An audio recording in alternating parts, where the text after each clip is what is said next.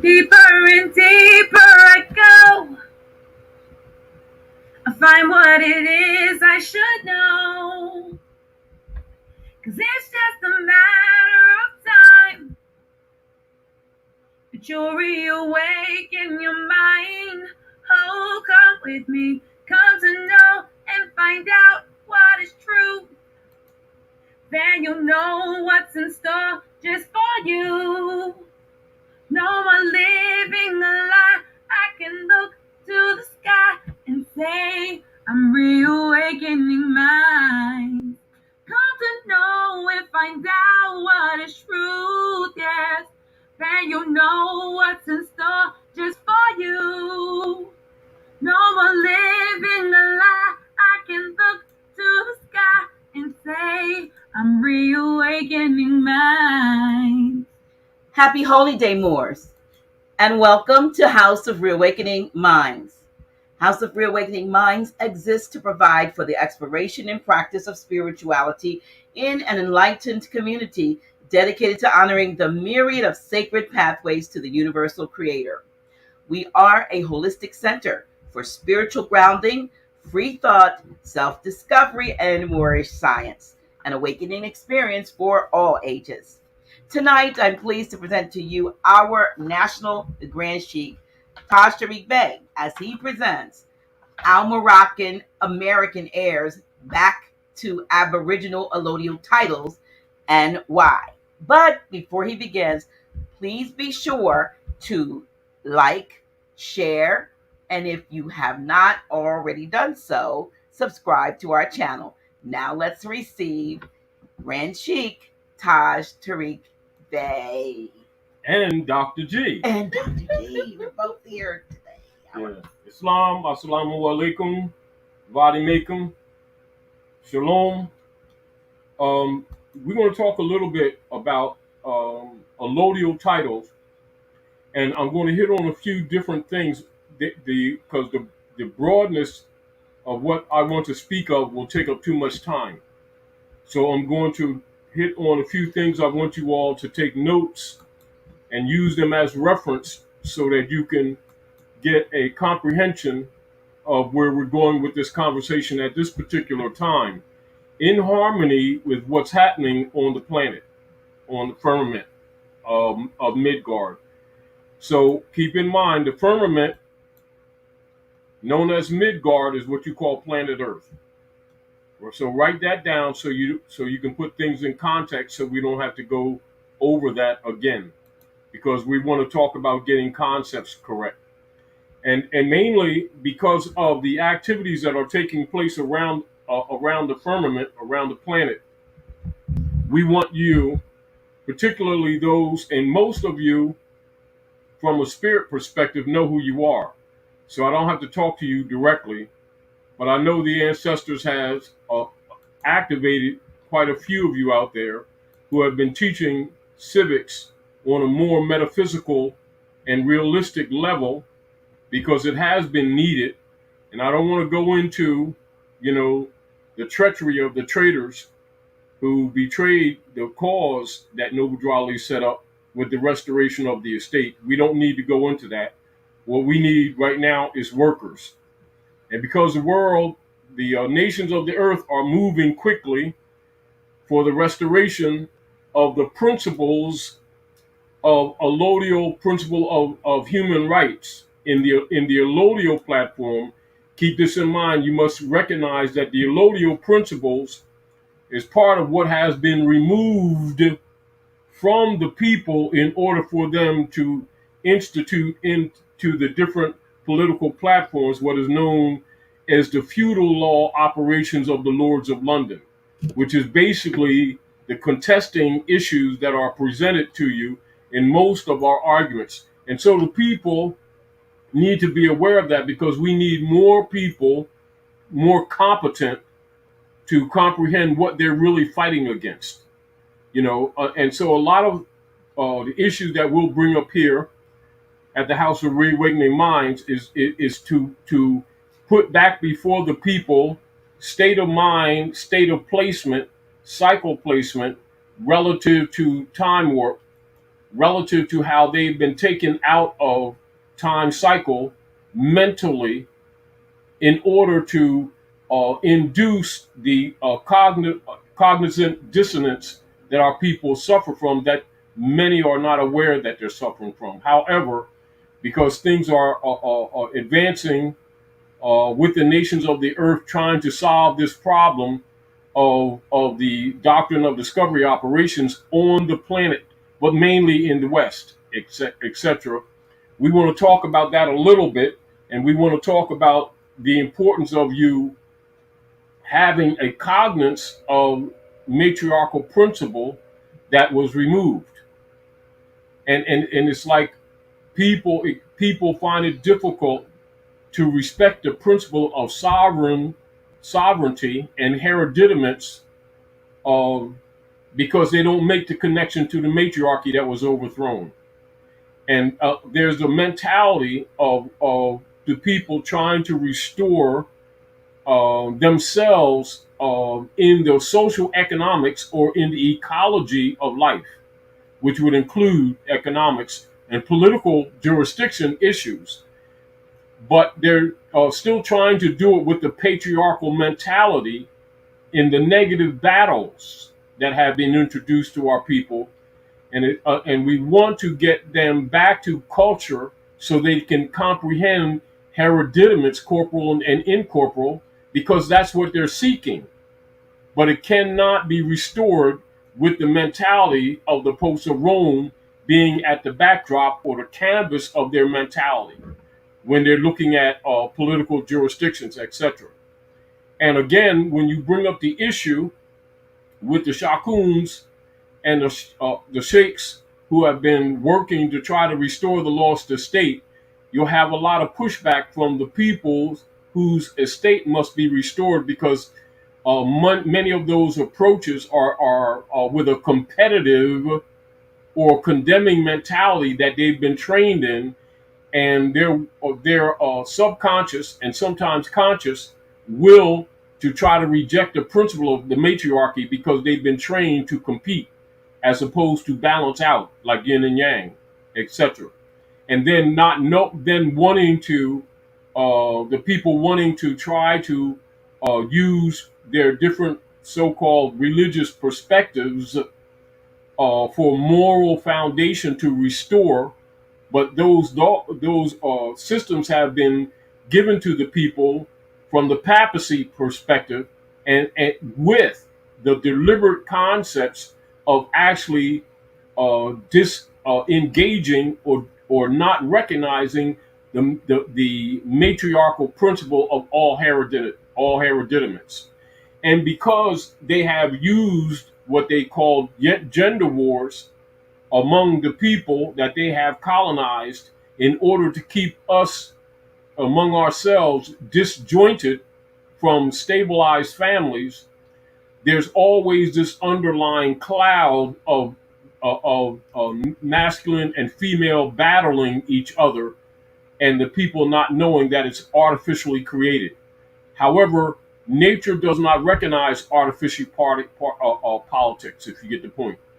And for us to be successful or more successful in our going back to the state of mind of our ancient mothers and fathers in order to restore the lost estate, we need to have some knowledge of the actual principles of customs and cultures in order to put things back in their proper perspective. Because if the mind is not right, we will not be successful in reestablishing and stabilizing our nations and our families.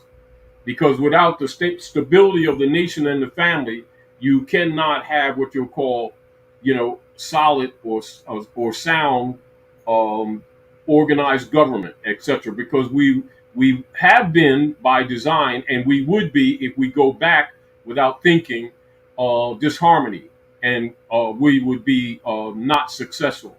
And it has also been part of the problem anyway, because when many of our people go back to their history of the North and go back to the Aboriginal tribal and nation principles, they have a tendency, because of their training, to keep going from the feudal mentality, which we have been trained in. All of us have been trained in that. We need to understand that. But if you're not aware of allodial principle, you don't have the proper backdrop in order for you to mentally begin to, what you would call, purge yourself or baptize yourself with a new mind out of the corruption of the dark priesthood, not knowing you've been corrupted. So I want to first talk about hereditaments, all right? And then allodial and allodial title. And then we'll talk, Dr. G, on, as we were talking earlier, why Al-Moroccans, known as Americans, because remember, America or Americans is simply a dialectical alteration of Al-Moroccan. Al-Moroccan means descendants of Moroccans. That's what it means. That's what the word means, right? And so almost like when you're talking about the real Americans and you don't know the history of the Phoenician history of the people here and the different tribes, you have a tendency to be distorted or misled by the hybrid Europeans who have adopted our name or our attributes into their private corporations. And many of our people keep rejecting their pedigree under the idea that it belongs to the hybrid Europeans who have colonized us, when it does not. When you see the depictions of Phoenicians, looking back, you will see the characteristics of the features that are characteristic of the Aboriginal people of the land. Even the hair, even though it may be in a sort of a carving or something, you see the bumps, and we never think in terms of that's woolly. Well, that would be called the Sufi. It just kind of looks like a big rounded head. That would be called the Sufi. Yeah. Yeah. Now, and this is again why the hybrid Europeans have dogmatized religions, so that when we start getting used to some of the words, terms, and assimilation back to the culture of the planet, this is what needs to be understood. We start rejecting aspects of the culture here, thinking that it's only on the other side of the water because of the training. Right. No different than many of our people have been convinced by the hybrids that they were brought here from somewhere else. That same mentality. No different than because of the burying of the history and the distortion of the history, and the taking many of the artifacts and the books into hell. The people don't know that much of our history is held in hell under the Vatican. Yes, yeah. Well, that's the truth. But the hell is not what they thought it was. All right. So we're going to remind me, because we're going to go to hell right now. You're going to go to hell right now. Right. So now this is law. Keep this in. Now I want you to recognize why I'm doing this, why I'm talking like this. Because in order for there be among some of you who are spiritually awakened, in order for you to get back vibrationally to where you need to be useful to the cause of uplifting your people, that darker energy has to be pushed off. You have to be reborn with a new mind. But if the contamination remains, it is not unlike sending someone on a path that's close to where they should be going, but they will be misdirected because they'll come to a fork in the road based on the conflict between beliefs and facts, which has also been one of the weapons that have been introduced among colonized people. And so when people are beginning to restore their lost estate, much of the spells that we will cast or things that we'll speak out will neutralize a lot of what needs to be done, on the basis that the people not knowing or not being aware that they are not operating in a platform of erudition as a general rule, but under the animal husbandry operations of the John D. Rockefeller and Frederick T. Gates operations of the Skull and Bones operation for colonial reinforcement through the education system. So we already know that that conflict is there. But we must talk about some of the culture in order for the people to get their concepts right. So much of the literature that has been held back from the masses and that has been held in hell, in order to keep it from the people. So our people were told hell, pit in the ground, red stuff and red fire and stuff. No, hell is the tunnel systems that both are ancient and some drilled in your more modern time to enhance other military operations. But for the most part, the tunnel systems that are known as hell are the ones that were taken over by the Vatican, and those tunnel systems are known as hell. And here's hell. Law. Hell is the name formally given to a place under the executor chamber where the king's debtors were confined. Now, the same way that the practice has been in North America, whereas the hybrid operatives under their colonial operations of the doctrine of discovery have taken the indigenous and aboriginal people and claimed that we owed them, and then would take us into debtor's prison, or take our land, tax it, then take our land in foreclosure as if they are the heirs, etc. And this is how they've been, in spite of, like you were talking before, the Pope claiming to dismiss or to abandon the doctrine of discovery, Yeah. and that in fact they have not, and even back to council. So now that's hell. Now, as an interim for us to get the people in a state of mind, we're going to look at one of the law cases, right? And so look at this pattern, and you'll see, as Dr. G was saying, past week, a couple weeks ago, and discussing that the doctrine of discovery was still in force, which is why we talked about this last time. And this is really an extension of that conversation. And it's very important because our people need to be brought up to snuff of what's actually going on politically, because a lot of other issues are being presented to the people, including a bunch of different colored things, different colors put together, and to distract you, how businesses are being corrupted or something like that, to really distract you from what's really happening. Is that, as we've been telling you for years, that there would be a feedback loop because the nations would stop buying U.S. Treasury bonds. And in order to cover up the fact that the major corporate constructs of the United States Corporation Company, run from Davos, Switzerland, is going bankrupt. And therefore, by the people not knowing that these major corporate entities are octopus arms of the United States. This is why it's important for the people to know it's a private corporation that has been fronted for these last 100 and some years to the people as a nation. It wasn't and it isn't. So if you're not aware of that, you're going to look at the economic operations that happen around the world from the wrong lens. And then you'll start defending things that are not in your own interest, which is what they're counting on. Which is also why it's difficult sometimes when we're having these conversations for some of you to kind of relate to what we're really trying to present to you. Because we're not really trying to present, we're presenting things to you, but you need to understand or comprehend that you have different venues. No different than we have to always remind our people the difference between counsel, right of counsel, and right of counsel. And that the counsel right is what they haven't been teaching the people.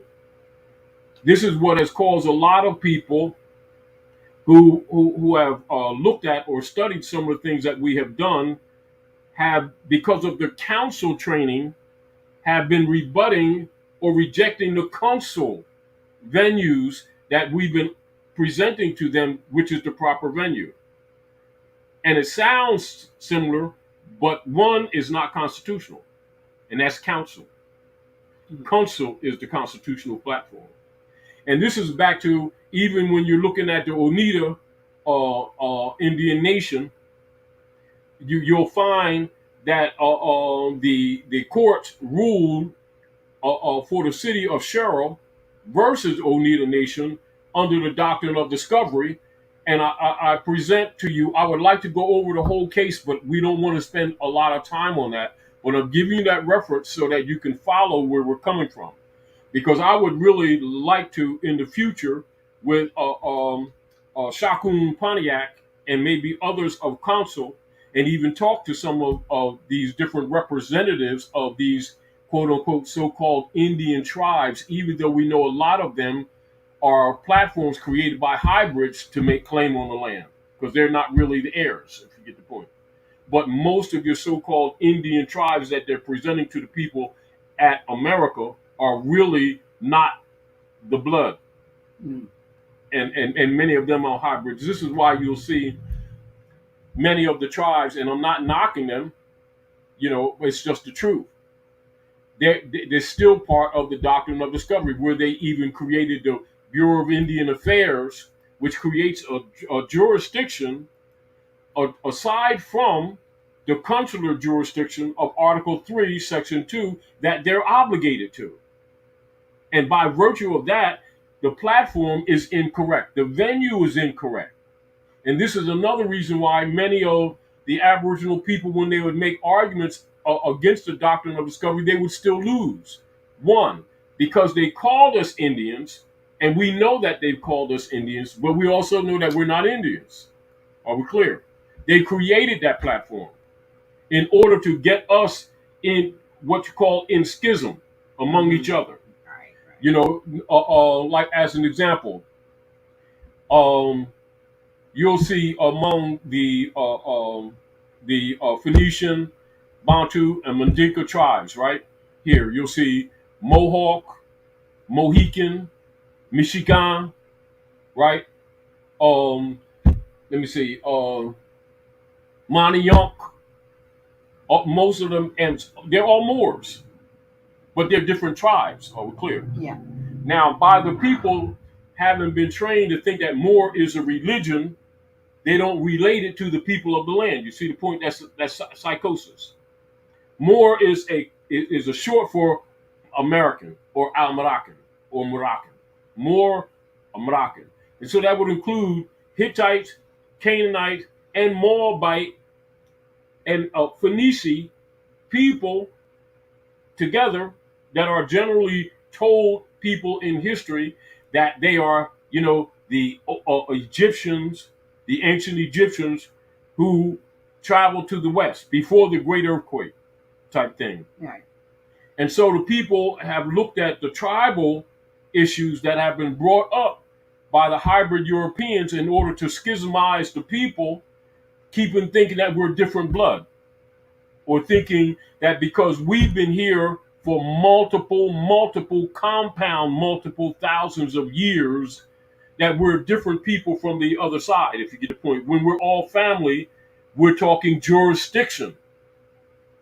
And when you're talking to people here, the Al-Moroccans or the Maghreb, that means the Phoenicians of the West. And that covers all the tribes. So when you think in terms of, say, I'll go back to biblical terms, because that's where not originally, but for a long time, many of us have gotten our perspective of, say, Egypt and Pharaoh and, fleeing and da, da, da.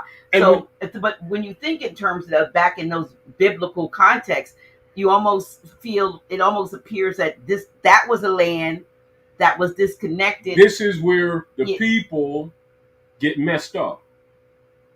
When the focus on the contemporary, for us, contemporary civilization, though we call pre-dynastic, now that goes before what they're telling you what Egypt is in your history books now. And so we know that when they're saying Egypt, they're talking about almost the entire planet, right, including all the islands. But when they're teaching it, they'll talk about the political, geographical jurisdiction known as Egypt today. And so our people's mentality keeps going to that small area at the Red Sea and not all over the planet. Absolutely. That's what I was saying, because it's almost hard to. That's part of the animal husbandry. It's difficult to see Yes. oneself in that and wonder, like, well, when did because America all from their become life training, right? They've been trained or educated under animal husbandry to make the disconnect. No different than the people keep thinking that they were brought here on a sardine ship. Yeah. You know, with people packed together like sardines for 3.5 months on the water, through storms and everything, with chains and loincloths on. Yeah, layered. Yet not just that, it was a logistical and an organic and a mathematical impossibility. However, that's still the training, and so the people have no other reference point. This is the reason why they will not, as a general rule, particularly here in the West, expose people to, say,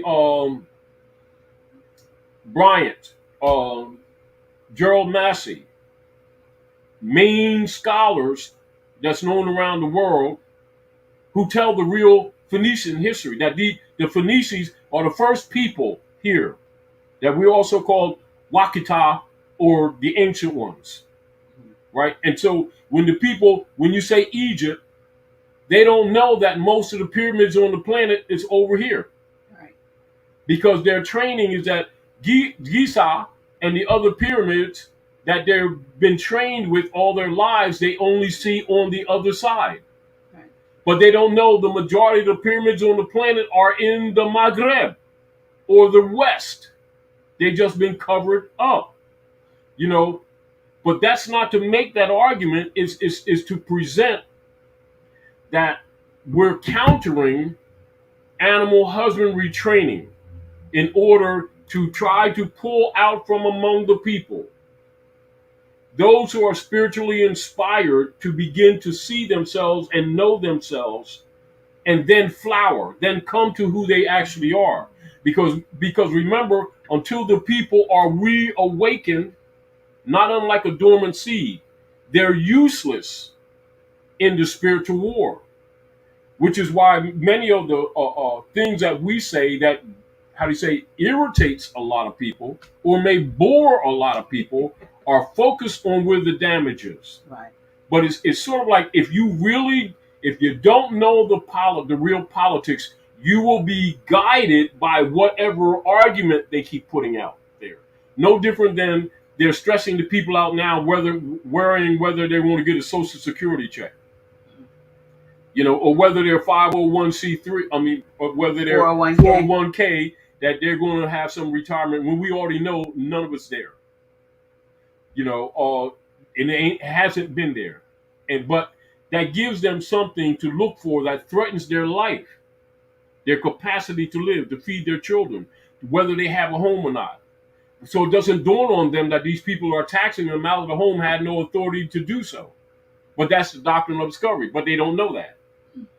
Now, so when you're looking at the case with the Oneida Indians, what is the major issue with the Supreme Court of the United States?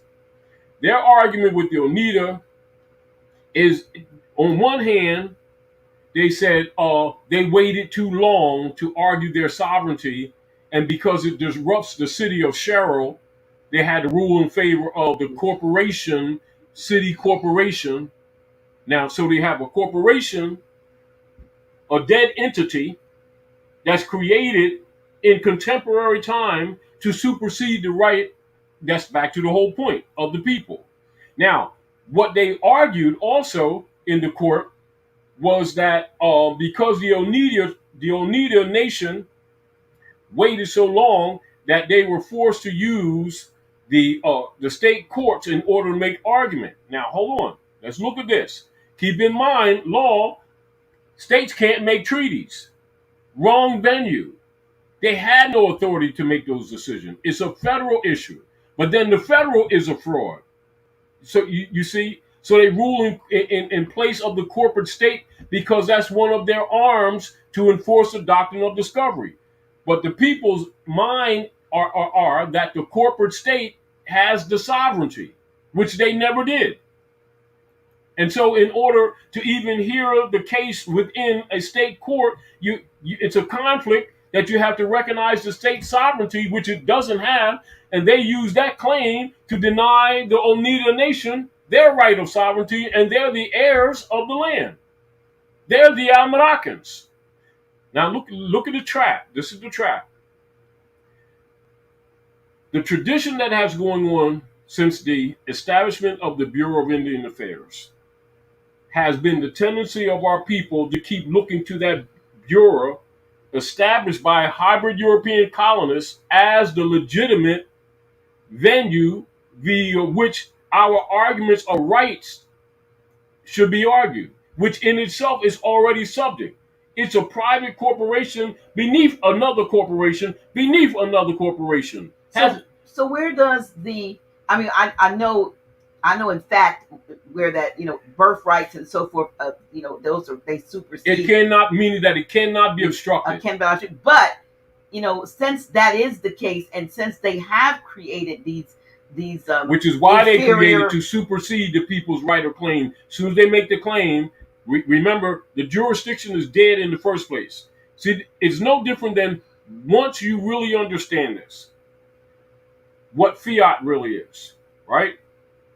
The United States, in both their jurisdictional operations, their pseudo-sovereign operations, and in their financial operations, are all fiat, which means all of it is a fraud. So anything that comes out of it is a fraud. However, and this is however, qualified however, it's not backed by gold, not backed by honor, not backed by laws, backed by the Jesuit order, which is the military.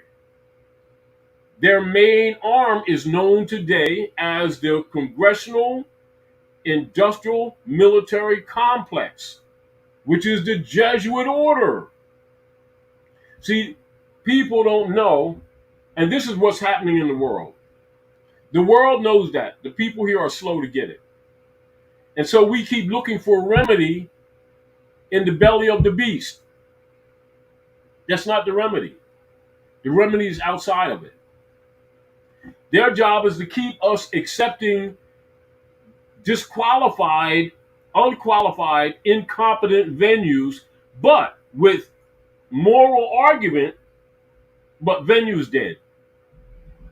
And then use the justification that it would create complications for the corporate state, and therefore the United States court rules in favor of, as an example, Sherrill, which is the city corporate construct. So city of Sherrill, New York, you all, go look at the corporate date. I don't want to go through that right now because I don't want to, throw you off. And look when that's established. Then look at the Bureau of Indian Affairs and look when that was established. And those are military operations. These were not proper treaty or constitutional constructs. They weren't. And this is back to where people who really understand this, that 99% of the so-called treaties that they call Indian treaties were invalid. They never came through the Congress. They were military operations. The only few that you can call really valid is Treaty of Peace and Friendship, because it came from a proper venue, if you get the point. And this is where people who really don't understand this miscalculate why we emphasize that. Excuse me. And not emphasize a lot of the secondary treaties made locally with people who were under threat, that had no authority. Because the venue, when you look at the ordinance of 1787, establishing the territorial jurisdictions of the Republican form of government as established in law, Article 4, Section 4. And the proper venue for the diversity for treaties is consular, not council. Right. Repeat, consular, not council. The Anita case was argued under council. And then the frustration comes when they get no satisfaction. The improper venue. No different than someone's arguing with you because, say, you plug your charger in on the phone. I got an Android, you got an iPhone. And we're sitting up here debating why your charger don't charge my phone. Yet it got juice, it goes in the plug, but the connector, the USB connector is different. Not at the head, but at the operation where it hits the instrument. Right. Right? And you can argue all day long you're not going to get a charge. It's not going to happen.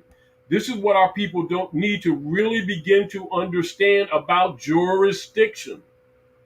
And so some of these things that we've been repeating is to get some of you thinking so that you can make those discernments. Because I recognize a lot of times, even with some of the questions that people present, or even statements they make, pro or con, it becomes apparent to someone who knows that they're sincere, many of them, but they're not looking at, they don't understand the chessboard. They understand some of the pieces.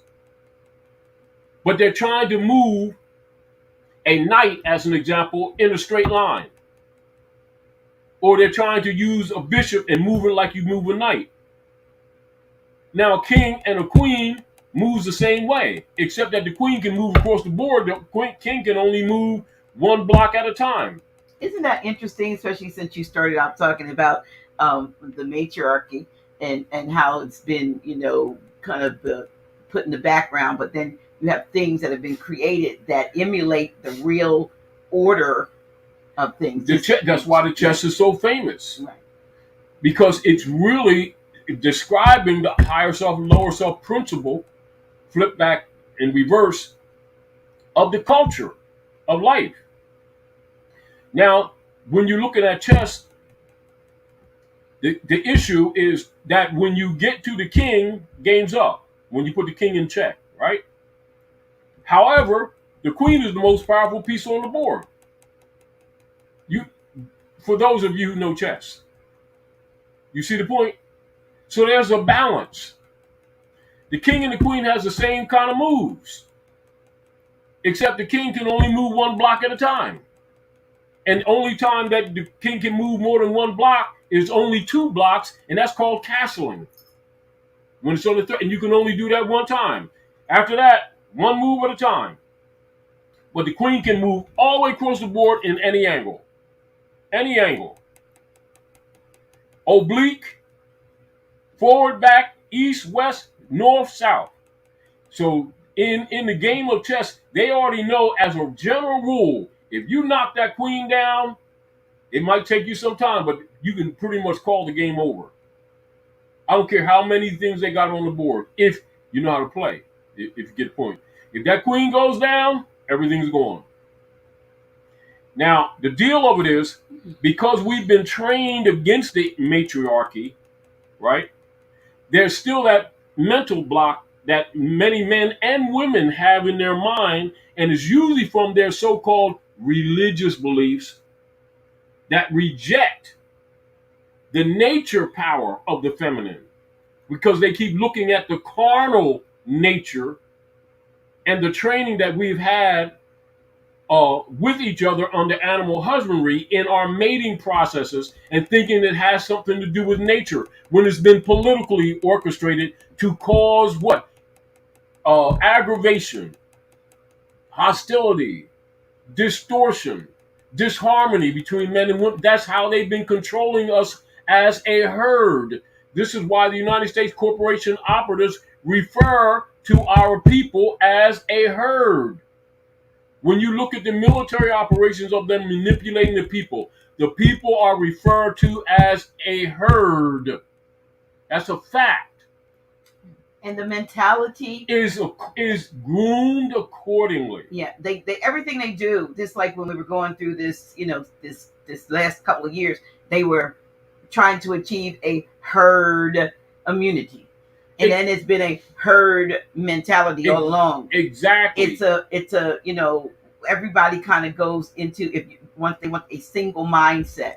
And yes. We need minds and thinkers but outside the box. It must be right concept. Right, but I'm saying in their concept of the herd mentality, the shepherd of the herd, or whoever's leading or pushing the herd is the one that is feeding the ideologies into the herd. So they're Exactly. following that. They're not Now you using their own understand. mind to process things that we now look at that don't make sense, that before people accept it freely, the herd will just go blindly and go. Once you understand the operations of the nature of things, they have studied the rules and the laws of nature and use it to the negative on us. So what happens is a lot of things that we're doing wrong are in some of its characteristics harmonic with nature, which is why it's so easy for them to deceive. But it's dark side, but our people don't know higher self and lower self. So they don't know it's used against us. So let me give you some principle of Gnostic wisdom. This is facts of Gnostic wisdom as an example.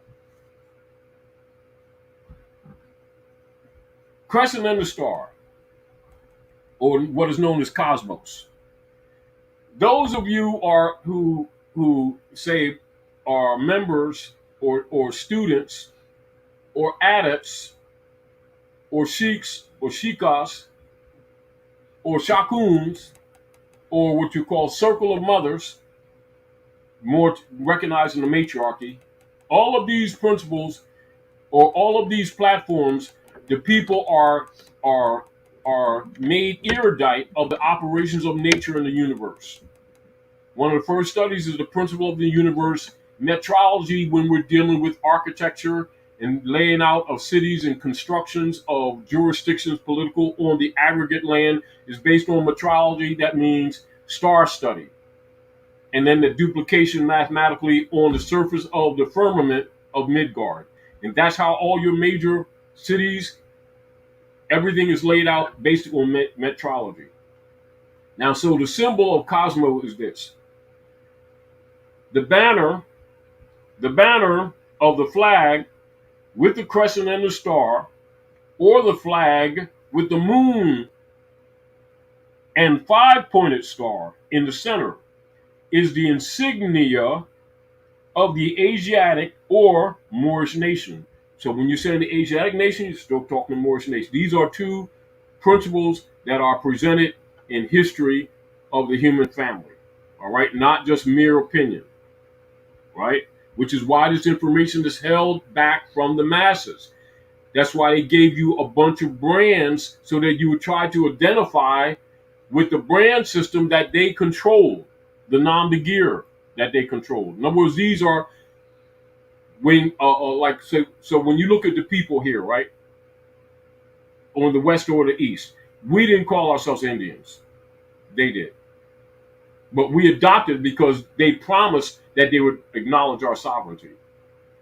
But they only did it with certain groups in order to cause schism, what they call military schism, among the people, so that when the people try to act on it, it was in word only and it never would be manifest.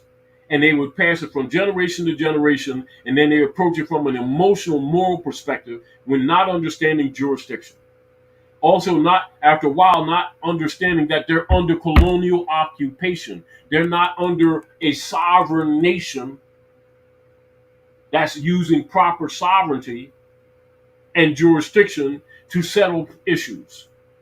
It's sort of like we're in a dynamics where even intelligent people still think or operate mentally that the United States is the aggregate land and the political jurisdiction set up, i.e., legitimately to operate on the land, when that is the furthest thing from the truth.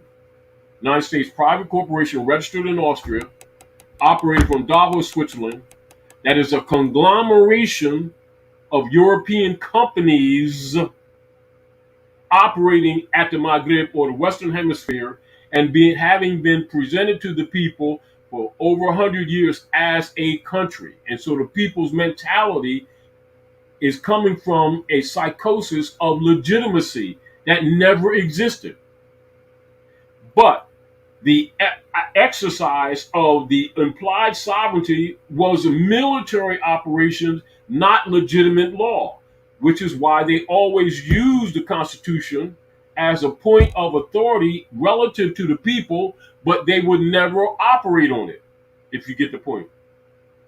And yet our people would look for the principles of treaty and constitutional enforcement as written in law, supreme of the land, and then start formulating or following a lot of other platforms that we would have to make up to try to get them to enforce the law that they took an oath on.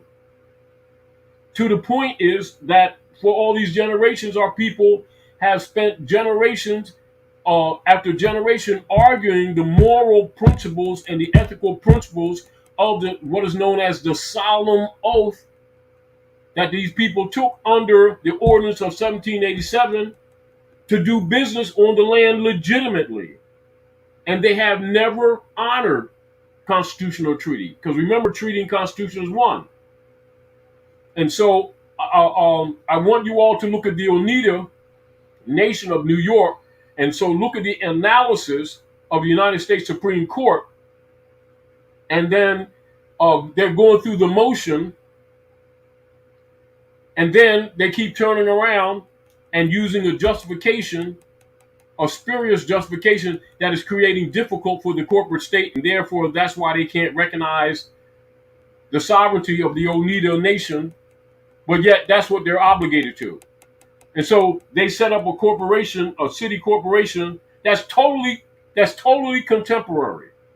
Totally contemporary, and giving it, which is a corporate entity in legis, superior claim over the living heirs. Now, which is unconstitutional, a fraud, and dishonor, right? Mm-hmm. However, the platform is a council platform of the city of New York court for the city of Sherelle. Constitution say no treaty. What? State can't make treaties. The venue is corrupted. Meaning that they have to have what is known as a consular venue. This is why I always remind people, keep in mind the motive why Eisenhower administration shut down consular courts during the time that they started promoting the so-called civil rights platforms, 54 to 56. And then they start promoting, in the mentality of the people, the Kingdom of Morocco subdivisional jurisdiction in 56. And the people don't recognize that the Kingdom of Morocco indicates as an empire that's connected to it. No different than if somebody was telling someone that knows basic political structures, right? Hierarchy. If they say the city of Wilmington, as an example, a thinking person, even if they didn't know the state that it's a part of, they would know if it's a city that is subordinate to a larger political venue. But our people thought, because they're not taught basic geography and basic civics, they don't know that Kingdom of Morocco is not the Moroccan Empire. It's a part of it. And so it never dawned on them to look at the greater venue. But then when they go to the law and they see the Moroccan Empire in treaty with what? Britain and its subdivisional corporations and colonies, which are still to this very day known as the United States colonies. This is why, like, even when we were talking before, and I told the brothers and sisters when we were going to address the issue about Lamont when we went down there. And the first thing I told, before you all go into anything, I want you to pull up and print off. Don't just look at it, print off the charter for Maryland. And what does it say? Colony. Still. And people keep thinking that these jurisdictions aren't colonies. They keep thinking they're aggregate states under the United States separate jurisdiction. They're not. So this is the advantage that people in government, that's been operating government, 90% of them, 99% of them what? Are odd fellows, Knights of Malta, anybody that's president, for the corporation is also a Knight of Malta. Knight of Malta, Knights of Columbus, Grand Dragons of the Klan, Daughters of the American Revolution, DRR. That's where all your civic manuals coming from for immigration and stuff like that. And so they learn these things, but they don't speak to the public. But yet they're making determinations of the lives of the public. So when we, as sheiks or shakuns who have them degrees, are exposing it to the people, and because we're talking to people think that we're talking something that has nothing to do with them, it's just that the people who's ruling them ain't talking on this level. Why? Because they're holding them to servitude. And so the people, for lack of knowledge, are thinking we're just talking wind or an opinion. When we're showing them the game, the cards to the game. And then we have receipts of documentation here and there to back it up, which is why you'll see that when we go into constitutional enforcement, you won't see any of the people who are countering or trying to counter what we say. You will not see them argue it constitutionally. They'll argue it emotionally, leaning on people's biases based on they know that the people are operating from beliefs, and so they'll lean on, whether these people call themselves Hebrews or Christians or Jews, and because this is why they've trained the people to identify with their religious beliefs, not with their pedigree. So when you're talking pedigree issues, these people are trying to talk about what they believe. That's both irrelevant and not correct. But if you try to correct them, they think you're attacking their beliefs. Then they become defensive and shut down. And there's something I find. Can I have a paper towel so because it's hot in here? In all, I'm sorry, y'all. I think it's empty. Well, go ahead. So there's something in all, if you will. There's some truth, a bit of truth, a lot of truth in the even the diversity of perspectives that we take.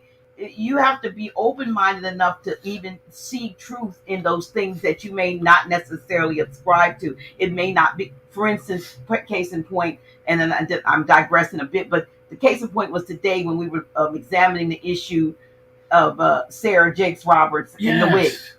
So I told you I saw the quick little clip. Everybody was making a clip of this 2-minute, 3-minute section of the wig falling off. Mm-hmm. And I went back to my training in hermeneutics and said, well, you know what?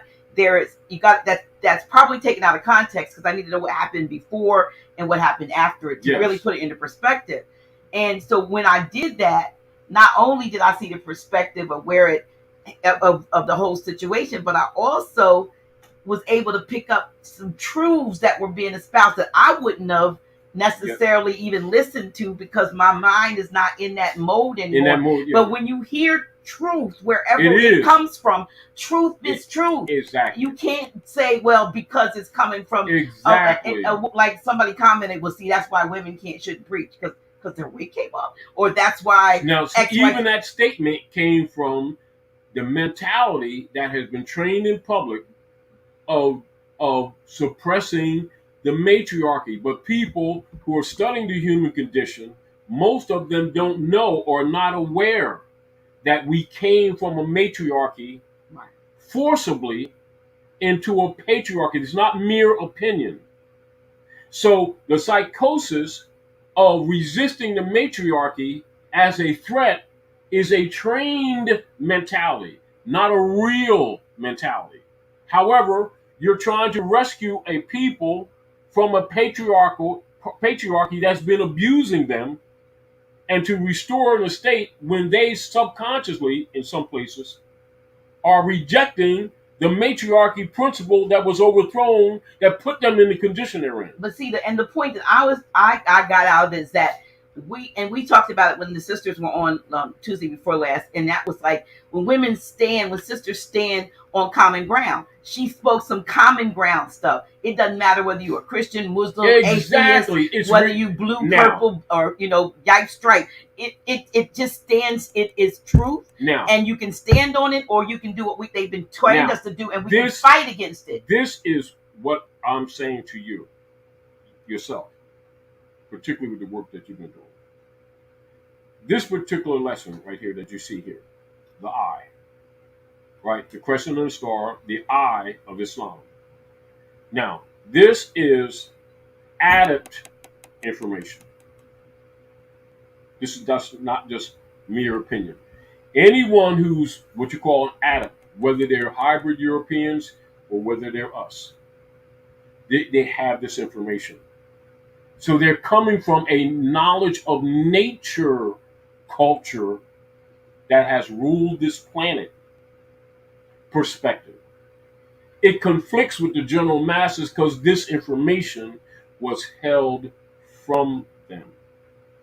When they see the crown of the sun, the fez, because the European has used it as a token of conquest, they reject it because they think it don't belong to them. They think it belongs to the hybrid. It doesn't belong. That's a crown of conquest for him. However, that's the nativity crown of the Asiatics, i.e., your national headdress. You go throughout America, and you'll find different forms of it. Some of them are conical in their shape, and you'll see, and they'll all be red. Start looking at your different Americana shields of heraldry. As an example, Ecuador, IET. Start looking at some of their crests, and you'll see that whether you see the soft or the firm, that's there. And you'll see that fez with a feather in it, sometimes with two feathers in it. And the people have been tricked into trying to compete the tribes when all of it belongs to the people. So the hybrid has been successful to have us fighting each other, whether we got the feather in the fez or the fez, as if we're competing each other. And the hybrid European who took your crown got you in schism. But this was already planned because they knew this day was coming. This is again why we're having this conversation. Now, there's been brothers and sisters who are waking up, who have been teaching civics, and in the process of teaching civics, they have evolved because they're doing what? Corpus delicti analysis, and in doing so, they're learning because in the background, subconsciously, there, even those who are not necessarily told it directly, are beginning to recognize they're harmonizing with nature, even though that wasn't the intent of their study. By default, just by starting to study. Now, because the ancestors have sent many of them now to help. Now, I also know that it will come, but I also know it's necessary now because the dark priesthood are accelerating their activities because they're being dismantled. And so we don't have the luxury of kind of allowing this ignorance to keep dragging on, waiting for people to wake up because we already know that the intention of the priesthood is to what they refer to in the military operations as call the herd before they recognize their power. And it's documented. It's not even, and they call it military encroachment. They say we will encroach and we will encroach, and the which people means takeover. They will adjust. Yeah. But when they finally wake up, we will have gotten rid of enough of them for them not to have the construction or the mentality or the spirit to get with those who know in order to solve problems, and that they will crack up. This is what they talk about in King Alfred when they say what? When they describe the womb and make the metaphysical relationship to nation and nativity. That's the workings of nature. And if they can keep us in this mentality of disrespecting the feminine principle, it doesn't mean because a woman is a woman that therefore she's right, which a lot of women make that mistake because we've all fallen. Right. Think, you can do no wrong just because they're female. Wrong concept. It is divine, cosmic, feminine principle that must be maintained. That's the difference between what you call another empress. It's not an empress because they take on that title, or she can't. And just like most of our people think that Cleopatra was a Asiatic, Moabite, Canaanite, queen or pharaoh, right? No, we had about 12 or 13 Cleopatras. It's a title. But these people don't know that because they're not taught the culture. Do you understand? Right. No different than Caesar is a title for Europeans. Right. They think Julius Caesar is the Caesar. No, that's a title. Julius was a Caesar. Yeah, so when the Bible says, render unto Caesar what is Caesar, it's talking about all these popes who are what? Substitute pharaohs. In other words, they have, that's Peter, Peter, P-E-T-E-R, is a corruption of Ptah, P-T-A-H. What does Ptah come from? Hikupta, the proper name of the Egypt that people call today, which isn't the name we use it linguistically, but we know it's Hikupta. Now, so the hybrids, when they take over, they call themselves what? Peter. That's why Peter is used as the head of the Constantine order. So he's the pattern. And so Peter becomes the Popa, who's the substitute for Yeshua. So people don't recognize that that's the fiat. In other words, it's a substitute. It's the fake. It's the counterfeit. But they use the password, Jesus, which means password for justice, as an implication for Yeshua. But the people not knowing the culture keep looking at it all literal. But yet the people in the priesthood know the difference because they're trained in what you call doctors of law. They're doctors. They're not believers. They're doctors of law. And so they have degrees. Now, what are degrees? Those are those tassels, you see? Mm-hmm. And so even when they graduate, what do they give them? A mortar board, don't they? Right. Now, in construction, the mortar board, among contractors or people who understand building, the mortar board is used in what? To use cement, escotemol, and it has a handle and a square, and we use a trowel to take mortar and put it for bricks and stone. But in graduation, in the degrees, they take a symbol of the mortar board. That's why it's called mortar board. It's the nickname for it, which is the graduation cap, which has the finial, the four squares, mean four corners of the earth, the ball of mud called earth, the umbilical cord, and the degrees of it dancing around the sun, which is a geometric construction of the square and the circle of the feds that has the points of the universe in it. That's a whole nother lesson, but it's what it is. That's why it's given in graduation all around the world, ritually. But it belongs to the Aboriginals. But because they've been conquered by the hybrids, they think it belongs to him. It's a crown. In other words, they've taken your crown. It's the overthrow. Now, this is why when you have matrons of the church, even in the church, for those who know, the matrons of the church in their secret orders got a white fez and a white Bible. But the masses don't see that. Why? Because they don't expose it. But that doesn't change the fact that they got it. Now, those who know what that represents. No different than the hybrid Europeans will have Queen at Nottingham, which is a copy of Timbuktu, that palace. It's a copy. Timbuktu as a substitute This is why when they talk about masonry in the Western Hemisphere, they refer to them having a substitute. Well, who's real hieroglyph that they bang in the head? That's just demonstrated in the movie The Wizard of Oz. 3 ruffians bang them in the head and bury them in the dark north. This is why they have the cornerstone in the grave pit at City Hall where they do the mummer spray. That's a whole nother story, but I'm showing you the symbolism that they're actually talking, but they know that the most people don't know the history, so they can't relate. And when they look at it, they keep thinking it's somebody else's stuff. So they reject it. But they don't understand it. The crown must be returned.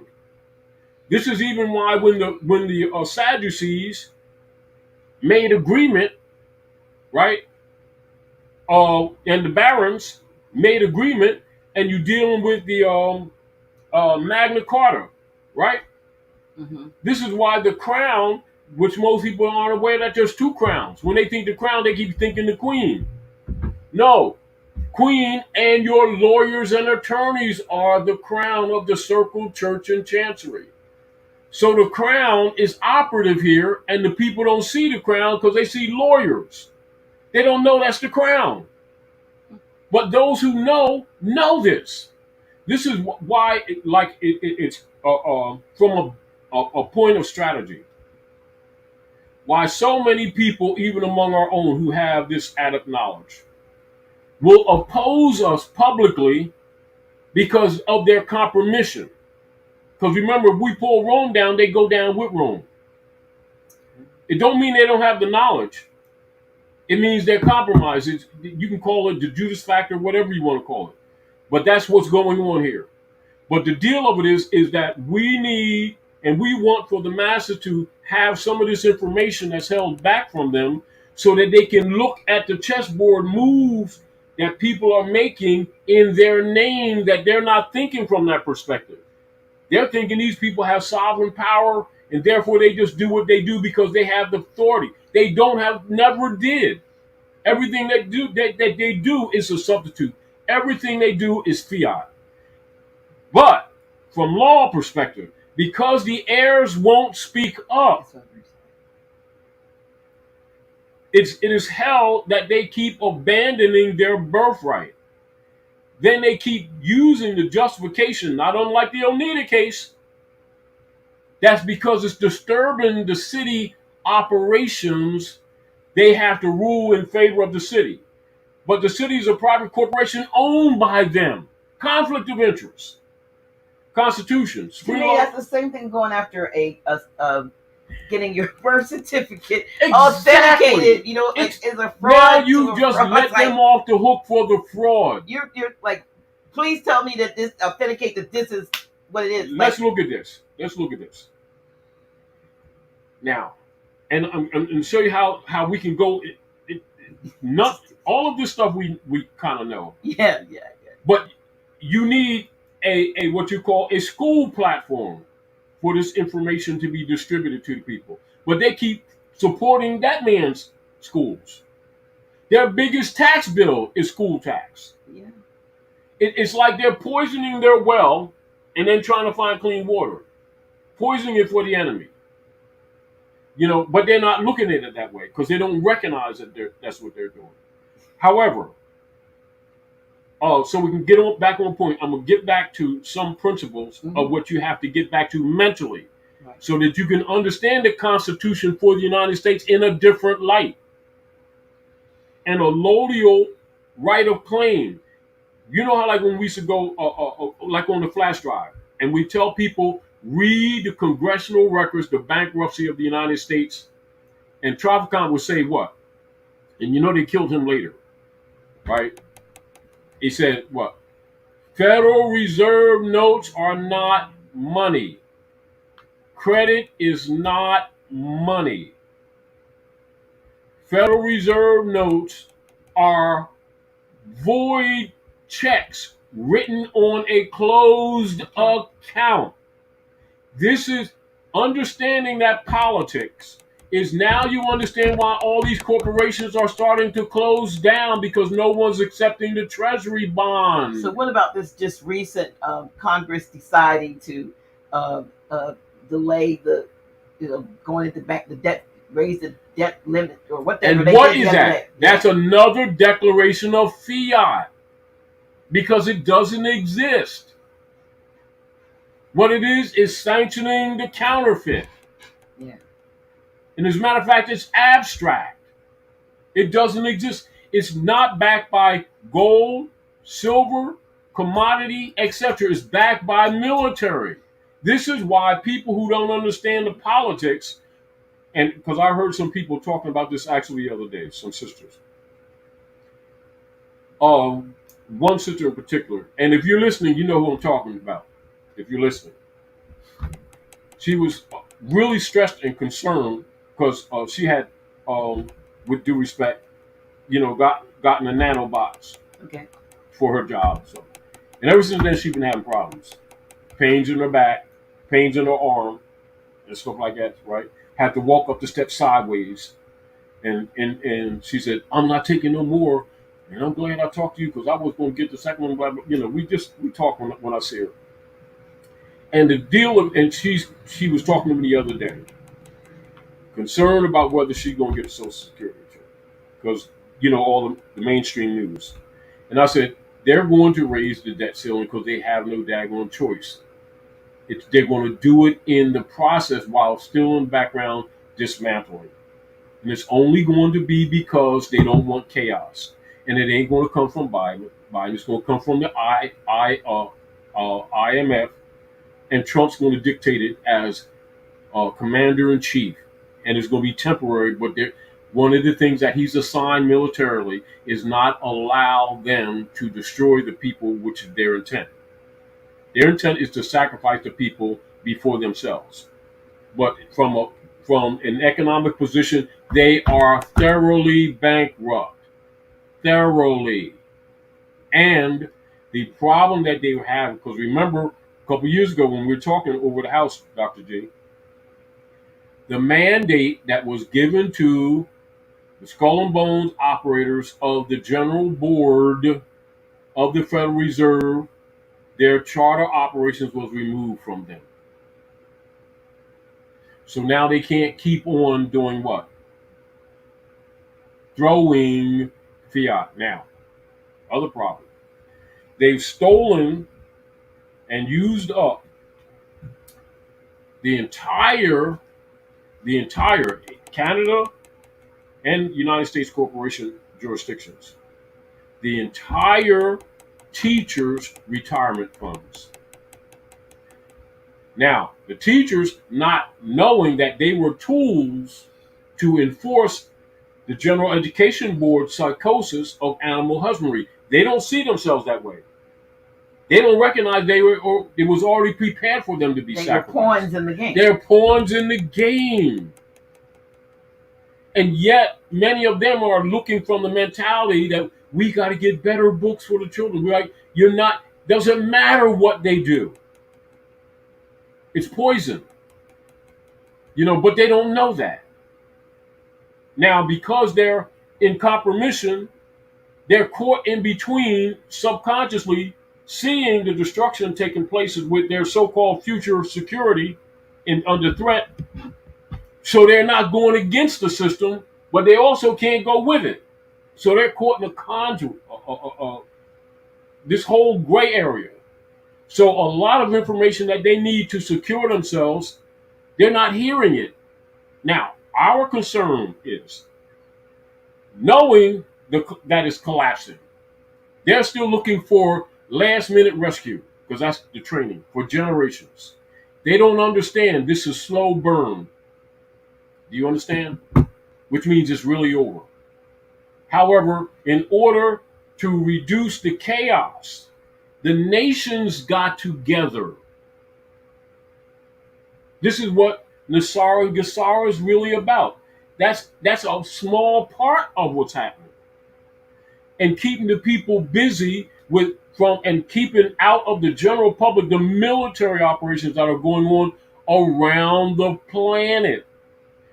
And people who really don't understand this are looking at things and they're making statements like this. Biden has sent $40 billion to Ukraine last year, and he's selling another 40 billion and billions and more, and up to 80 billion. And here are people on the street, and Chicago having to close all their major stores, and Seattle, Washington is in shambles, and San Francisco is now starting to go on. San Francisco, one of the richest areas, in keeping it out of the public. They're going to court because they're being sued because they're getting ready to go damn bankrupt. They got towers of buildings that corporations are handing back to the bank because they see what's coming. They're getting rid of dead weight. So your commercial building venues are in a state of collapse as we speak.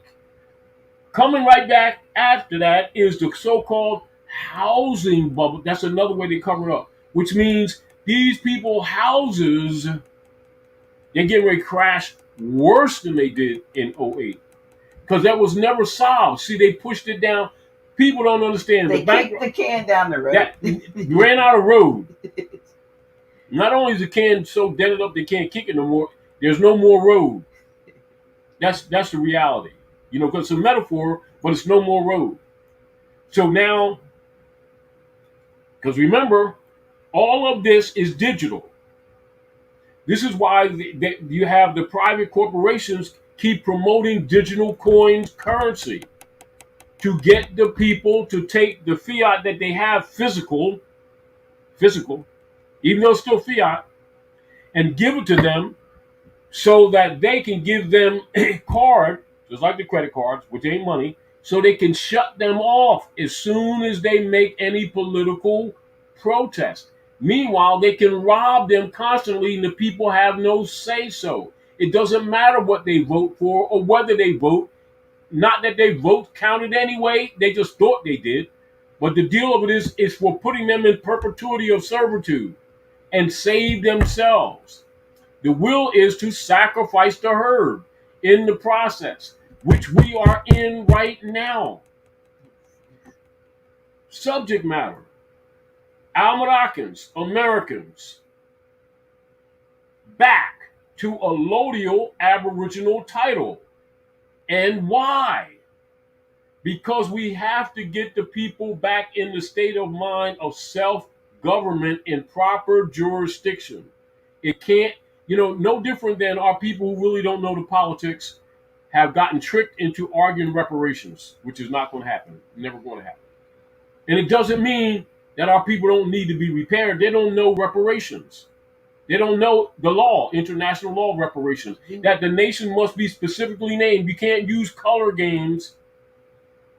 And my light-skinned, orange-skinned black girlfriend's cousin of the black nation of the melanin and go to any world court talking about reparations. And you got to name the opposite party. Can't be light-skinned, orange-skinned, white person of the lightness of the pale skin of the almost albion. And our people don't know that because they haven't been taught civics. In other words, it must be specific.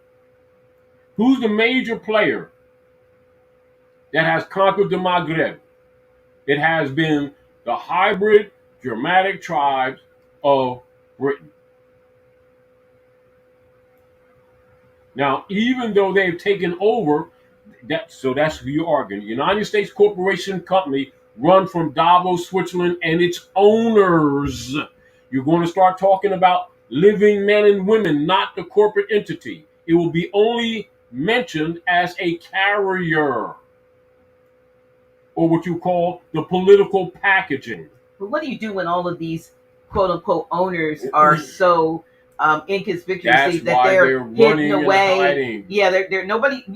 When you say that, you have to name the owners. Now, when no one knows who the owners are. Very yes difficult. And no. What I'm saying specific. I know. But let me now remember this, Dr. J. And remember when I showed the corporate papers for the United States? Yes. And then I show you the three signatures? Yes. As of 1925, those were the owners. Now you do the traces for what is called corporate succession, and you'll see who the current owners are. Okay. And it's back to why we keep showing people documentation to get their head clear, because we know that we have been suffering from animal husbandry and our people don't know how to look at things. And when we're presenting things, it frustrates them because many of them in their mind is competing with what they believe that is really a false matrix. And then their egos get in the way and block reasoning, which is part of the animal husbandry design. But they don't know that. This is why we always remind people, please read the philosophy page of the General Education Board so you know how they have molded your thinking patterns. Our people don't know their thinking patterns is a mold. Mm-hmm. They think because they're thinking, they think they're being spiritual. But hold on, let me continue to read this so they can understand the nature of stuff. Now, the moon, which is known as the great female principle, keep in mind. Mm-hmm. So we're not talking about the genetic gender as people would be taking it. Can be shown to be the generator of all the apparent phenomena known to man in any language. The three meanings of the moon and star. Number one, moon and sun, S-U-N. As the moon and sun, the crescent and star represents negative magnetic force and the positive electric force. Two, woman and sun, S-O-N. As woman and sun, the crescent and star symbolizes the great universal woman, the universal womb, or matter in its most elementary state, which generates and produces all forms, visible or invisible. These forms are sun principle to balance woman, that's S-O-N. Three, widow and son of masonry. I am a widow's son in need indeed, says the Masonic Brethren, simply because when woman gives birth to a male, he is her son. So all males are sons, and since all males are sons, woman can have no husband. She is therefore truly a widow. So you got to know the metaphors of the culture on the planet. Mm-hmm. So when you see these phrases, understand this is Gnostic culture preserved. People who rule are taught this stuff directly, but they don't teach the public because they can't rule them if they know the rules of the game. The moon or the crescent represents the woman, widow, or feminine principle in mythology. So now they're giving you keys to even how to read mythology. So that when you're reading stuff that you think is mythology, it's really real culture hidden in code. It's actually reality in code. But if you don't know that, the concept of the masses, the myth is to be dismissed, like Mickey Mouse, if you get the point. So that keeps the rulers in power. And they can talk in front of the people, and the people don't know that they're talking in front of them.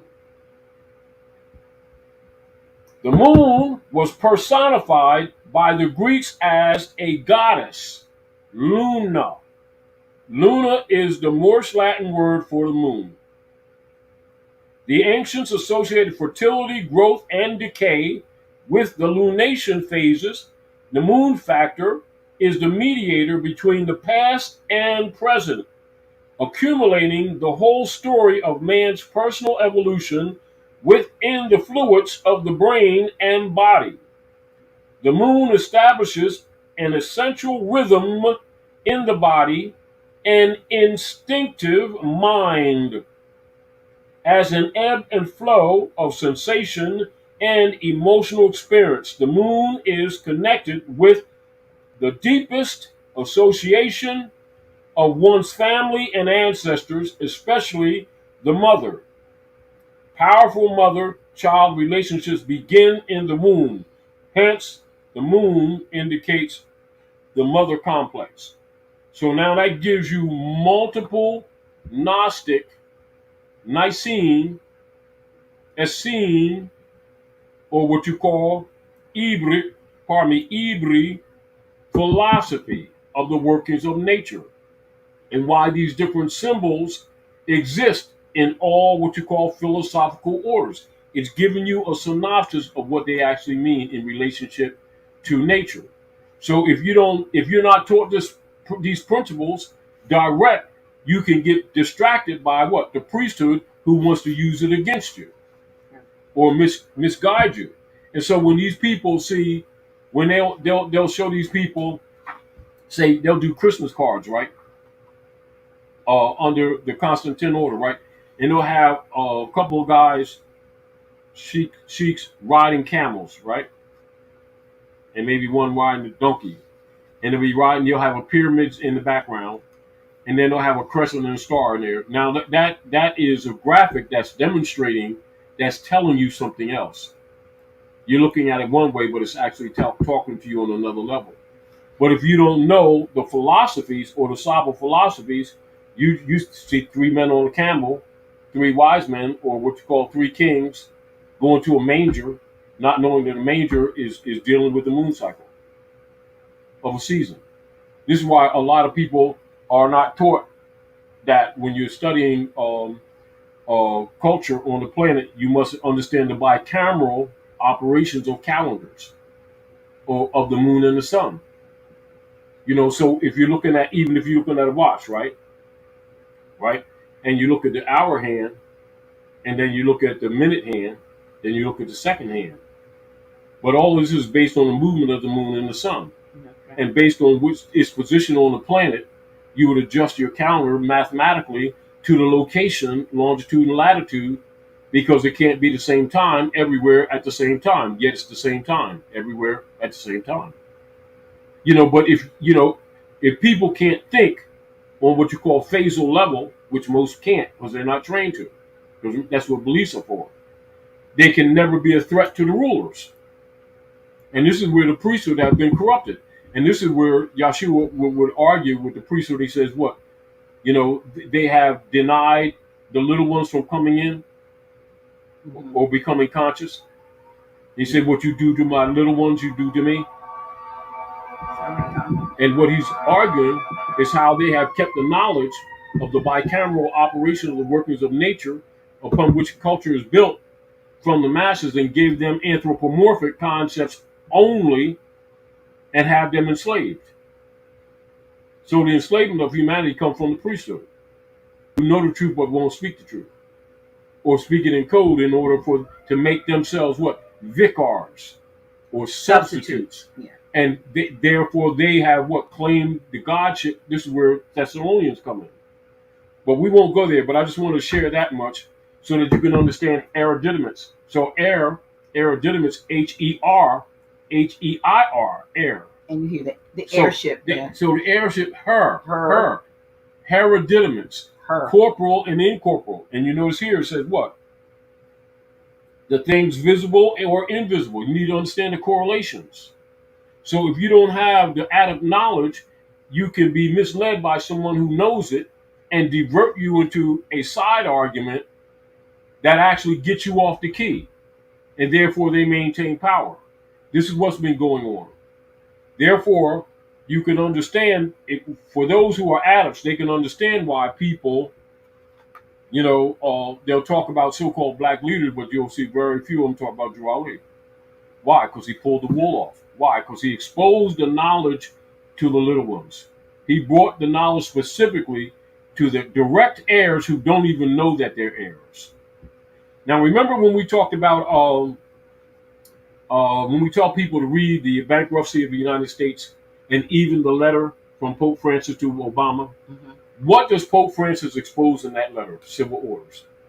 That the whole foundation of the economic system of the United States is based on what? Our enslavement. And the politics has been to always what? Keep promising that they're going to liberate us or free us. And they do it from generation to generation and dance us around in false venues. So there's never a solution. You see? And it's no different than in the Oneida case. And those of you who are listening, read the Oneida case so you can read between the lines some of these things I'm saying and why I'm saying some of these things. And then read Article 1, Section 1 to 10 of the Constitution for the United States, and see that the states can't make treaties. Therefore, the state of New York and the courts of the state of New York have no jurisdictional authority to have argued the Oneida case. But they agreed to that jurisdiction because they had no consular jurisdiction. So they're in a council jurisdiction of the Circle Church and Chancery. Then they lose and they get frustrated. And then they start running to the Bureau of Indian Affairs when in reality we ain't Indians. It's another fraud. We keep thinking that the unalienable right foundation can be given by the colonist. Now he can't, this because this is the conflict, which they even argue in the case. In order for them to argue it within the state court's jurisdiction, they have to acknowledge the sovereignty of the corporate state, which has no sovereignty, in order for them to rule in your favor, who is the real sovereign that was overthrown. Not only is it conflict of interest, that's why you keep losing. Then because they, not we, created a Bureau of Indian Affairs, and in order to try to get some solution, we kept agreeing to be Indians. False foundation. But the treaty of the operations in business here is with the Moroccan Empire, although we know we've been called Indians. You see? Now, remember, and so when you look at them taking over the trade routes, right? What did they do in Haiti, Dominica, Borican, what you call Americana, right? Because they were unable to take over the trade routes in Madagascar, and they came to the islands, they say what? We didn't go to Cinda, we didn't get that trade route. However, we did make it to the islands of the West, and so we'll call them West Indies. That's how they began to call us Indians. It's not who the people are. It's their definition of where they went. It's like if you create a venue, who has copyright on it? You make up a song. You should write a copyright. Now, we're talking about rule of law, general around the world. If you made something up, who has authority over the platform? You get a copyright. If the hybrid European colonists of the United States Corporation Company, under military operations, not through the Congress of the United States, not with the meetings of the Shakuns and the Circle of Mothers, but in their military operations, made up what is known as Bureau of Indian Affairs. They have superior authority jurisdiction because they created that. It's a default situation, isn't it? However, they use it as a promise of the indigenous people to gain some of their sovereignty back when you can't be sovereign and subject at the same time. However, there is no other platform. There is a platform, but the platform is not operative. What is that platform? Article 1, Section 10. There's no what? Reprisal, mark or reprisal. State can't make treaty. State can't what? Coin anything but gold or silver coin for payment of debt. So, right constitutionally, they can't have fiat. Then Article 4, Section 4 guarantees a Republican form of government only for every state in the Union. Article 3, Section 2 deals with the court system, ambassadors, public ministers, and consuls. At what point does it say council? Constitution. They took their solemn oath on it. What point does it say consul? Word magic. Now, so they tell these people they have a right to counsel when the deal is they have right to consul. Right. Plant the words. Now, and then when you look, this is back to, I know it gets frustrating with people who really don't understand this, because most people can only look at a little information and analyze it. It's hard for a lot of people to think multiple level at one time. Most people, because of training, don't have that capacity. But people who are psychic can see this stuff easily, right? So the consular venue is the venue of diversity. So that's the venue in law, national and international, by which treaty issues are held or heard. Or in another condition called a court, and write this down, you all, of general sessions. We won't get into that right now, but write this down so that those of you who are teaching civics can share this with people that are in your classes. Court of General Sessions and consular diversity issues under ambassador and consular. That's the venue. The Oneida case was heard in state court on behalf of City of Sherrill versus Oneida Nation. State can't make treaty, therefore the state court is the improper venue. It's obvious. Now, many of the members of the Oneida Council have been frustrated relative to that, but they need people who have intelligence, who understand the venue, to get them out of their frustration and tell them there will never be satisfaction in a state court. It's the improper court. Now, just because Eisenhower administration shut down venue of consular court, they don't have the authority to do so. They just abandoned jurisdiction at Morocco. You see? So you all go into the congressional record and look at Dwight D. Eisenhower administration relinquished jurisdiction at Morocco.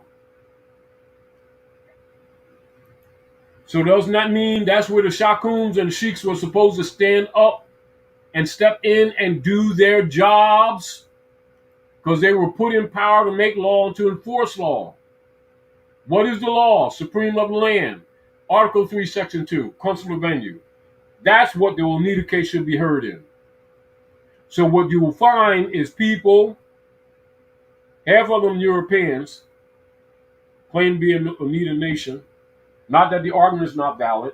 Arguing in a state court, wrong venue, in violation of law, lacking jurisdiction, but getting their frustrated argument off, not getting any satisfaction. Why? Incompetent venue. So they should be arguing the circle of mothers, because remember, it's a matriarchy, right? And the Shakums come together in consular venue and in international law and hold them to the Constitution to which they take so solemn oath and argue that same case. So it's irrelevant of what the owners of that private corporation, state City of Sherrill has to say. It's irrelevant because the right is to the heirs, unobstructed. Remember what we was talking last time? Obstruction is cheat. So the state, City of Sherrill versus Oneida Nation, New York court, keeps getting lost in the sauce, arguing the wrong argument. And for anybody that may not know who that or where that area is, actually you might know them as Oneida, because they are known for they're known for the silverware. Yes. They made their fortune, or somebody in that area. I think it was a ministry, Oneida, and they still make it. And then look what one of the arguments has been. That the corporate state has been taxing them, right, on both the land and the property, and then taking it back under foreclosure. Yeah. But yet the argument is solvent. You see the conflict? Yep. Why? because they created the Bureau of Indian Affairs. That didn't exist with the people. These people keep falling for the okie doke. He'll be right back, y'all. But in the meantime, let me share something with you. So you might have seen me standing here, sitting here rather, and I picked up some books off the shelf, and I want to give a shout out to Sister Shafe, Bey, for turning me on to these books, which I am going to be giving probably about at least 3 copies. I have 6 books or something. I'll probably be giving them away when we do our July 30th, 28th through 30th event. But I would highly recommend both these books. One of them is Elementary Catechism on the Constitution of the United States, and says for the use of schools by Arthur J. Stansberry. Really good, especially in really good section here on habeas corpus and so forth. But this one, Occupation of Planet Earth, a liberation manual, just by single the name Peter. And what I wanted to, since he's going to get picked out or something, I wanted to read this thing, and it used the talks about the Bible, but not the Bible in a religious standpoint. And it says, the topic of religion is a very polarizing subject. The mere mention of the Bible or an alternative interpretation of scripture will cause some to instantly shut down, or worse. Although I am, he says, a spiritual man, I am not a religious man. For the Bible tells us in Isaiah 10:15 that God hates religion. He hates the solemn assembly. I do not see the Bible as a book of, and nor do I anymore, a book of religion, but as the single greatest book of the history of law and government on planet Earth. He said, I see it as a contract, a covenant containing specific instructions on how to move through the absolute chaos and insanity that we are experiencing today, to land in a new world of abundance and prosperity where peace and compassion, let me see, where was I? Are the form. It is my perspective that the grand plan includes a tangible freedom and reality of abundance and prosperity right here on earth. And basically, he uses the Bible to talk about the covenants and the contracts and so forth. And it's a very good, let me just read you some of the table of contents, and because I can't go through it. In the beginning, Christ's new covenant created a trust, and we're talking about trust, like you all want. God places a king between us and our divine inheritance, a legally binding contract. It talks about, and let me just read that little part here, just so you know why he's getting himself together. All right. In chapter 3, God places a king between us and our divine inheritance. I'm just going to read a little part. Yet it says, I do not feel sovereign, nor does my life reflect that of a sovereign. There is a cascading series of states, all caps, within states, all caps, that impose their law upon me. I am taxed for the use of my own kingdom. I am taxed when I go to the market and when I practice my own trade. A tax, by definition, is a payment in return for which no direct and specific quid pro quo is rendered to the taxpayer. I must have a license to travel or drive, a license to marry, a license to build a shelter or home. A license is permission to do that which is otherwise unlawful. I now must be licensed to enjoy my unalienable rights. Who determined my God-given unalienable rights to be unlawful, and under what or whose authority are they licensed? It says the state uses our husbands, wives, and mothers and fathers, our sons and our daughters as cannon fodder to fight their perpetual wars against the peoples and the nations of the world, and all paid for with our good faith and credit. The state engages in global drug production and distribution while waging a war against drugs that have resulted in increased illicit drug usage and the destruction of millions of lives. They have waged a war of terror that has resulted in increased terror, leaving the people in a constant state of fear and mistrust. The state has engaged in pedophilia, child X trafficking, and those rituals, destroying the innocence of our world. Does that not sound that we were warned Does that not sound exactly what we were warned would result when God removed the people's rights to rule over their own kingdom, placing a king between us and our divine inheritance? I'm gonna start with that. This is an awesome book, y'all. I'll be giving away Now, 3 copies of this.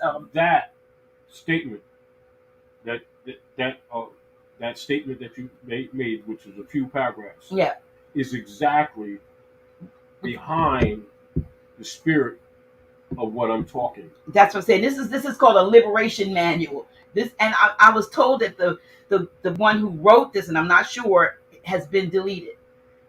Mm. Has been deleted. You know what that means.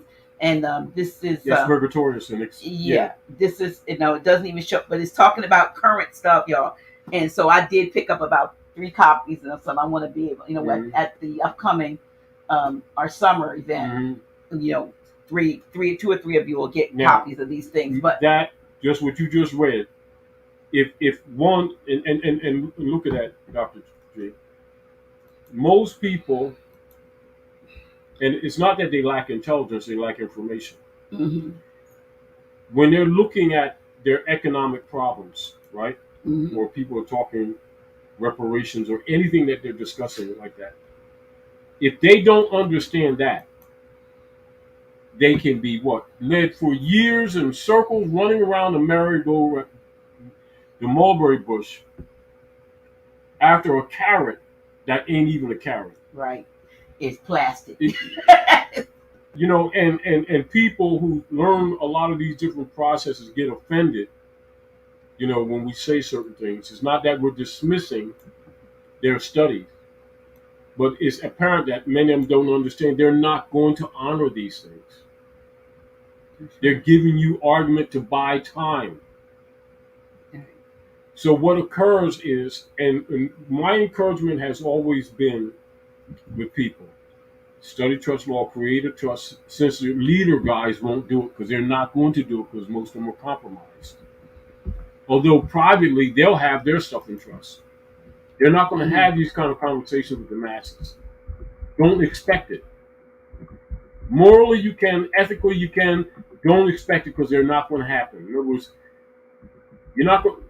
We didn't get in this position overnight because why? The people that you put between you and the divine have been robbing you of your birthright. The art of the politics is to keep you in what? Blind faith. Blind faith is also called what? Fiat.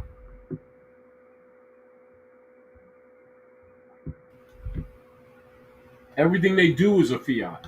And people keep looking at the fiat as only being the paper currency. Mm-hmm. That's where their mentality is. They don't understand that ens legis, or what you call negative law, is fiat. United States Corporation Company operations under the Organic Act of Congress, 1871, February 2nd, is all fiat. And they're looking for positive law to come from it, which cannot happen. And when we tell people that over these years, they think that we're just making opinion because we want things right, if you get the point. No, that's the fact. You can't, no different than when people started recognizing or discovering the straw man, right? Under the birth certificate. That ain't the beginning of the straw man. That's just a 33, 28 to 33 era of them re-upping the bond system that went bankrupt. So when people start running after authenticating the birth certificate, which was created in the fraud, if you authenticate it, they give you a few pennies and a few benefits, and you think that you won something, and you just sanctioned the fraud. You let them off the hook for all future suit. But the temptation of the offer is enticing, isn't it?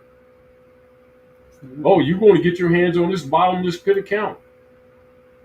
And when you understand that, you'll understand every once in a while I bring up Trochet, that European daughter issued to the people when she maximized the operations of the UCC 3 and 9 financial claim, authenticated birth certificate, then wanted to make the claim. They took her to ecclesiastical court. And the only reason they didn't get rid of her because people are getting conscious. People were getting conscious. So they couldn't disappear her immediately. but she was not what? She was not made holder in due course, was she? Mm-mm. Now, Now this one, but I guess I never showed you this one. yeah. But this is absolute. You will find, when we talk about trust and so forth, but using the Bible, not seeing the Bible as a religious thing, it's an ecclesiastic. That's what they use. This is what the people need to understand. This is that, and even sometimes when we mention it, and people say we don't, that ain't religion. We're not getting into religion. It is policy. It is civic. The Yeah. people don't know it's civic. Why? Because they were told it was something different. They're talking about there's a universal divine law that needs to be resurrected. So that's what. That's the Cosmo law. Letters, patent ex cathedra. They use this against us. Yeah, and so exactly. And we are not studied in this. Now, let me present this to you. Okay. People who are what our people refer to as Illuminati, 33-degree Masons of the orders of the Knights of Templar, Knights of Columbus, Oddfellow, Grange, Daughters of Isis, Daughters of American, etc., etc. All of them in their degrees get this kind of information. It wouldn't necessarily be from this book, but this kind of information. Their views on the world are different. Are we clear? They're put in positions of authority because they understand the culture. I think a lot of times people keep thinking because these people lie by omission that they're not lying. Mm-hmm. Do you understand what I'm saying to you? Mm-hmm. And because they're not talking, the people think that they're not lying. They're lying by omission.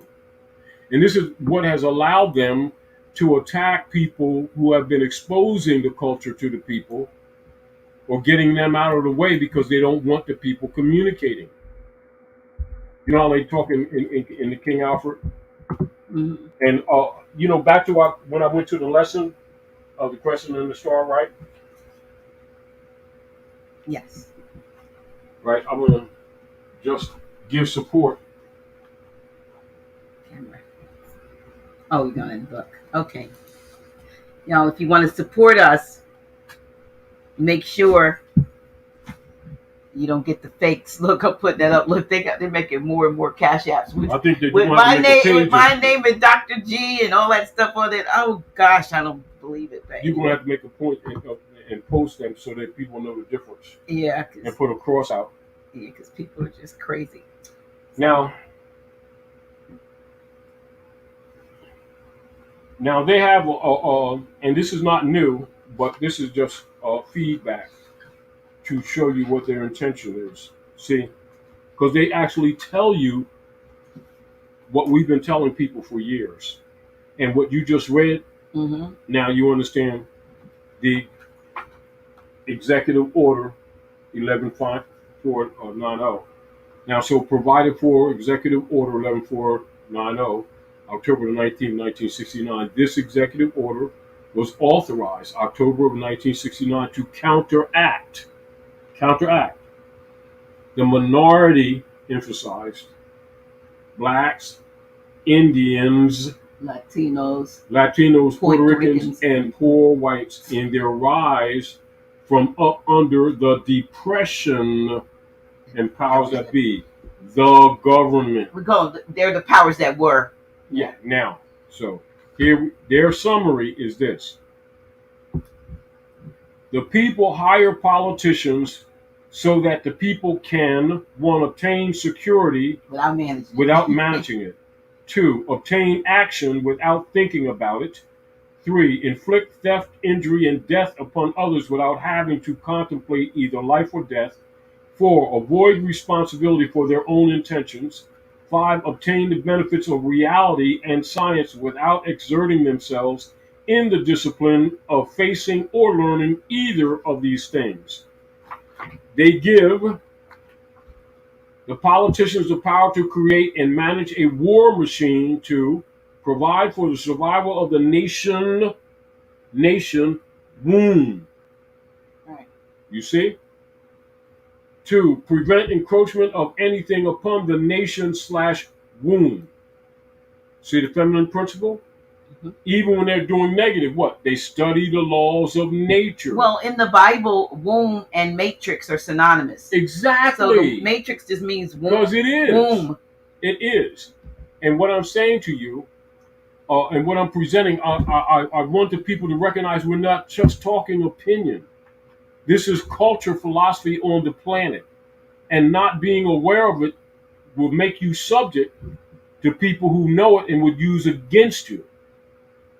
See, the lack of knowledge is what's being used against the people. The people are being destroyed for lack of knowledge.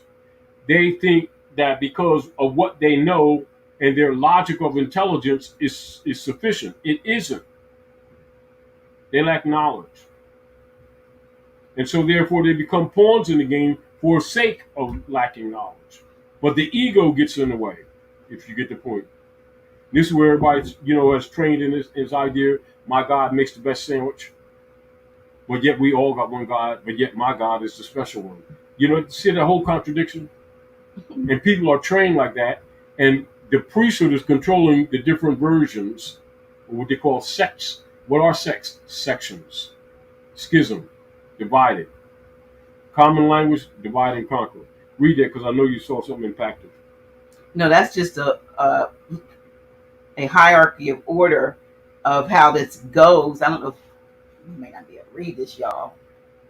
Let me move my Take a screenshot, you all. Oh, let me see if I can make it so. It'll give you some concepts. Ooh, let me get there. So it has Satan, Lucifer, I think, at the top, and then the Pope, and now you understand because they're giving you a what? A knowledge of the politics. This is how they operate. So it goes at the very top, Lucifer / Satan, down papal bloodlines, Black Nobility Council, the Jesuit Council, the Jesuit Order. Then that branches off to Zionism, Rothschild and Co. and aristocracy, night holes. Then it goes down to secret services like CIA, Mossad, and different where it is. Council on Foreign Relations. That's the Bilderberg, the CFR, and then Freemasonic and they structure. carry it out. See, so now because they're carrying your crown, they're standing between you and your birthright. And our people are looking at the crown, rejecting the crown, rather than the ones who are wearing the crown, who are what? Substitutes. They're vicars. Right. Now, here we go. This is their position. This is their political position. Politicians hold many quasi-military jobs, the lowest being the police, which are soldiers. The attorneys and the CPAs next, who are spies and saboteurs, who are licensed. And the judges who shout the orders and run the closed union military shop for whatever the market will bear. The generals are industrialists. The presidential level of commander-in-chief is shared by the international bankers. The people know that they have created this farce and financed it with their own taxes, which amount to consent. But they would rather knuckle under than be the hypocrite. And thus, a nation becomes divided into two very distinct parts: a docile subnation and a political subnation. The political subnation remains attached to the docile subnation, tolerates it, and leeches its substance until it grows strong enough to detach itself and devour its parent. They're telling you the politics. This is why, Dr. G, when you understand the political structure operates, you don't get diverted by things that they say or promises that they make. They can only continue this because the people are ignorant and keep taxing. They don't resist, do they? So what is the case with this Oneida nation?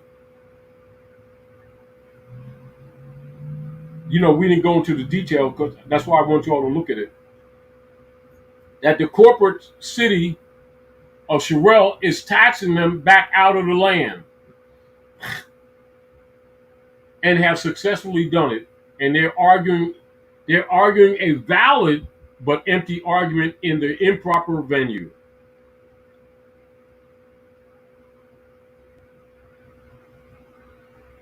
And getting frustrated, getting no satisfaction. Remember, states can't make treaties, therefore they cannot what? Entertain consular venue. It's not their jurisdiction.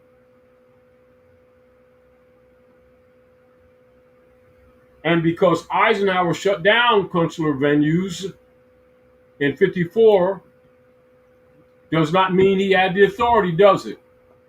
That was a military action, wasn't it? Now, for those of you who are scholars, do research and see and present if there's, for the record, a constitutional convention where the Congress for the United States relinquished jurisdiction at Morocco, which they did, all right? And in the process shut down consular court, which removed any venue, proper venue for argument of the indigenous people, which was its effect. Which means they could relinquish jurisdiction, but they had no right to shut down consular court because that's the proper venue to argue any controversy. You see how simple that is, understanding constitutional principle? And yet you have these people arguing in Sherelle, city of Sherelle, versus Oneida Nation. The corporate dead arguing superior to the living. Is that not the doctrine of discovery that we just talked about, Dr. G? It absolutely is.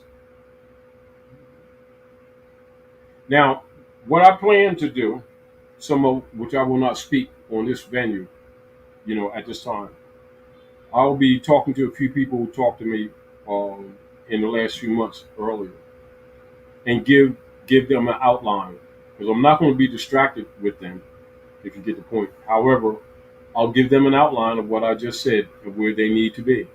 And you know what's really happening too, Dr. G?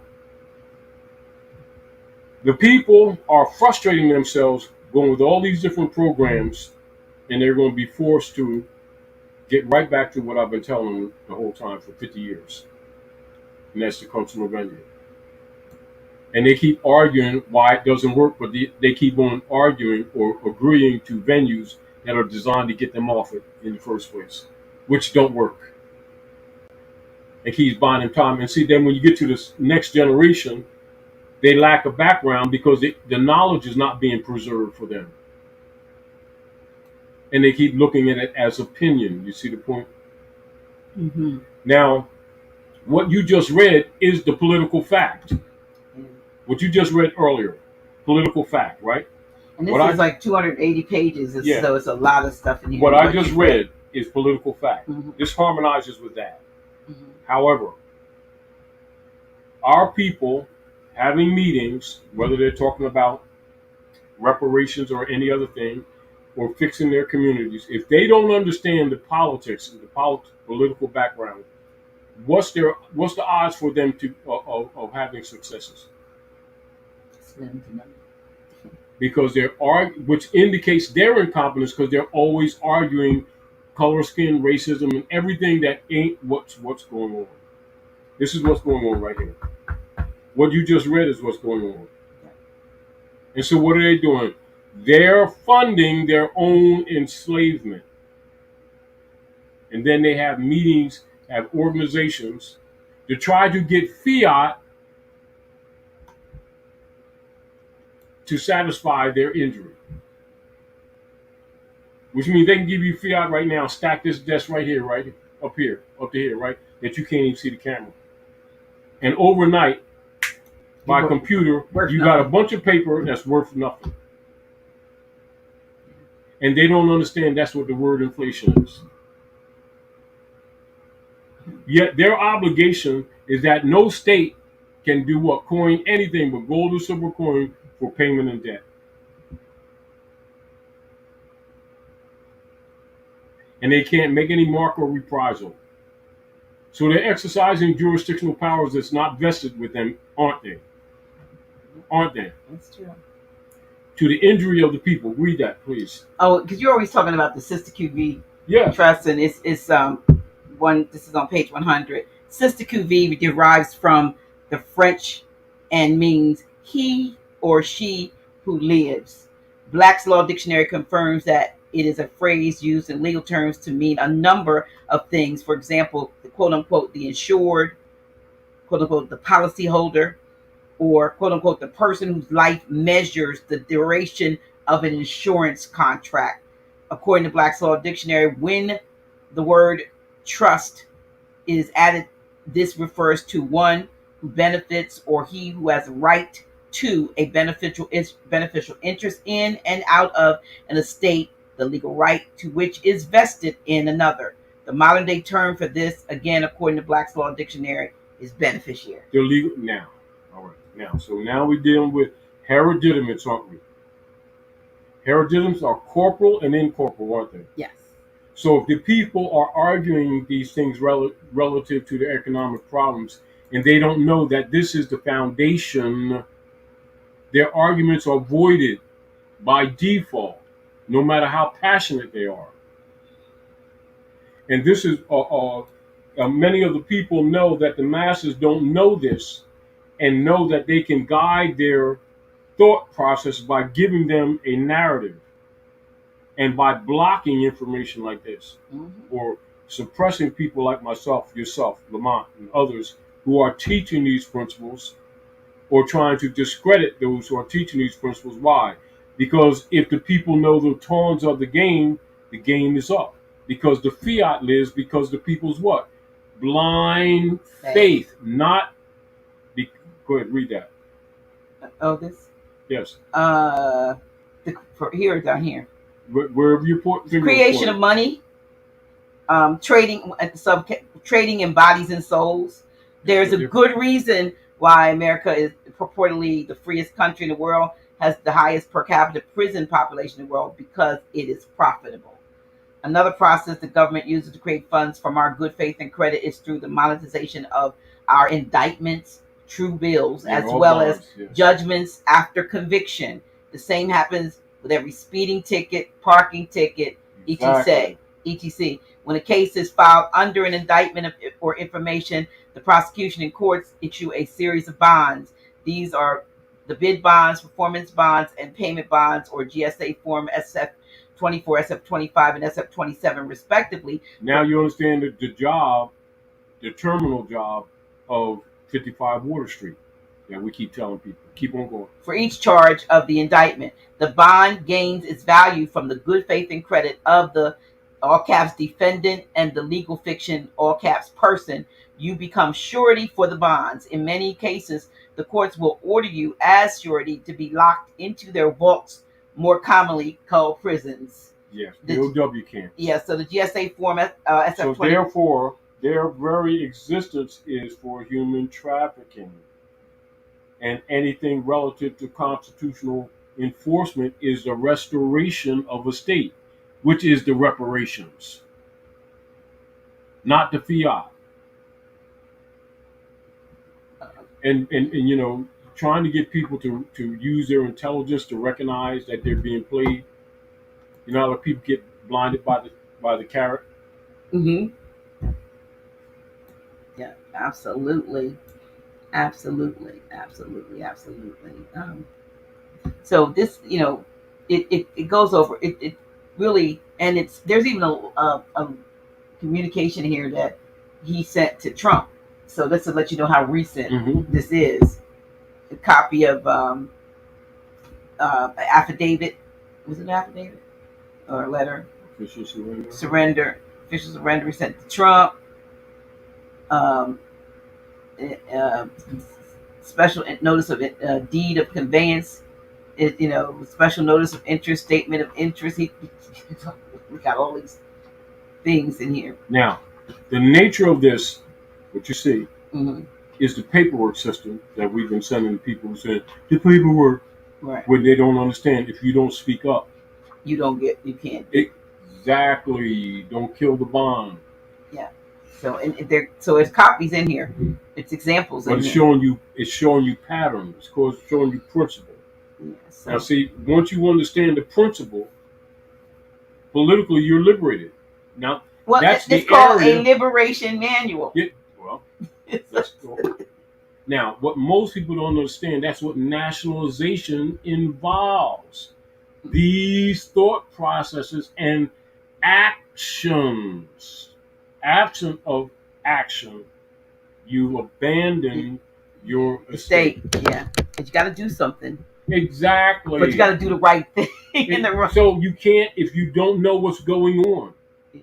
Which is, again, and I know it's frustrating for some of you because some of the things we pointed on, many of you need more information on, but we're depending on you studying in your own venues on things that we can't, necessarily talk about or explain out in this venue, like you're saying. Mm-hmm. But the deal of it is, once the concepts are presented and people study, they can come together with other people and start solving problems. They don't need a bunch of leader guys, because these are the responsibilities of nationals and citizens. Mm-hmm. But they don't know that because they're not taught civics. They keep looking for someone else to do for them what they must do for self. But they don't trust self because they were trained to trust the politicians, who are the enemy. But they don't know they're the enemy. Right. So when you say de facto, they don't understand that you're talking about an imposter. They just think it's a legal term that's interesting for them to know. Absolutely. Well, you know what? We have. I'm having a good time because I got one more presentation on Tuesday, and then before I'm like down for a minute.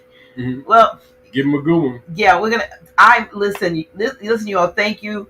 Some of you all know next week I'm going to have a surgical procedure, and I've got about 6 to 9 weeks of a recovery, but I won't be off the air 6 to 9 weeks. I just won't be doing my last show until I come back. It's going to be Tuesday, and I'm really excited about that, Grand Sheik, because we have a sister that I saw on Black Magic 363, and she's a Moorish sister, Sister Amina L. She's a master. She's a matter of fact, you know what? I got a banner here, y'all. I want y'all to, those of you who don't generally tune into my show on Tuesday, shame on you. But some of them just come on, like we get to see 900,000 when you're on here. But our sister, I'm excited about her coming on. Oh, here we go. And Priestess Amina L, Moorish American intuitive and predictive astrologer, Grand Sheik. She is amazing. She is. Like when they have the button on the turbans, M.A. Yeah, it's not just Moorish American. It's master astrologer. Well, she's a master astrologer, and she's going to be talking about Moorish astrology. I saw the sister on there, and I guardedly sent her an email about possibly coming on the show, and she responded so quickly and said she was honored to come on this platform because she knew she'd be speaking to Moors. Jealous to Moors. And either way, she's speaking to Moors. But she made conscious Moors because she says the other venue may have more, subscribers, but she knows this is more of us are here that know who we are consciously. She's always, but because without the consciousness, it's ineffective. It's almost like giving pearls. Unfortunately, what it says, casting your pearls to swine. Yeah. However, the right is that the birthright belongs to them, and they have a right to be exposed to it, whether they accept it or reject it. Whosoever will, let them hear. Right. Whosoever will, let them come, but don't hold it back. Absolutely. That's always been my position. The other thing we want to put up here of note, and let me move this so y'all can see this there. We have our 4 Fridays now, and they're going pretty good, aren't they? Actually going pretty good. But for June only, our 4th Friday has moved to the 5th Friday. It's going to be Friday, June 30th. Gives me a little bit more time to maybe be able to get down there. Mhm. But it's not going to be on the 23rd, which would be the fourth Friday. It's actually going to be on the fifth Friday.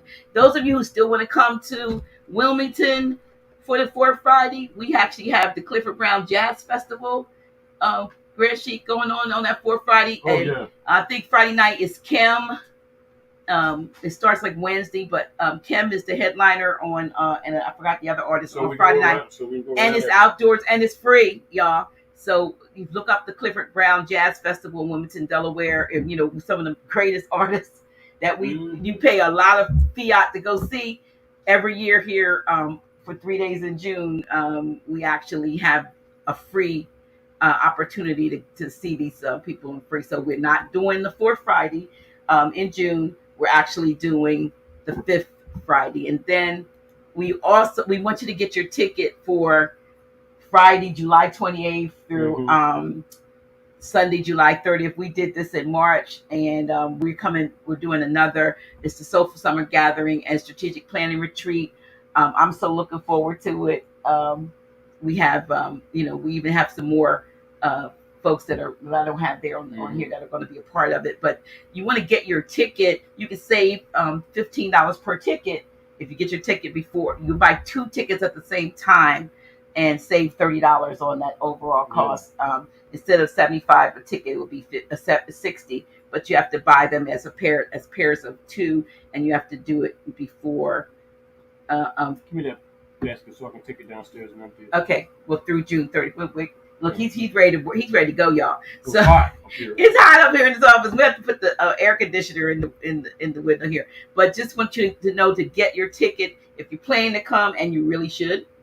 You want to get your ticket before June, buy it before June 30th. And we're going to have to cut off, like the numbers anyway. But if you want to come, please. And if you also want to support us, we've been talking about it. We have trying to get our more B&B, we call them Airbnb, together. It's a very good we so here's our, if you want to support us, of course there is we had the Cash App up.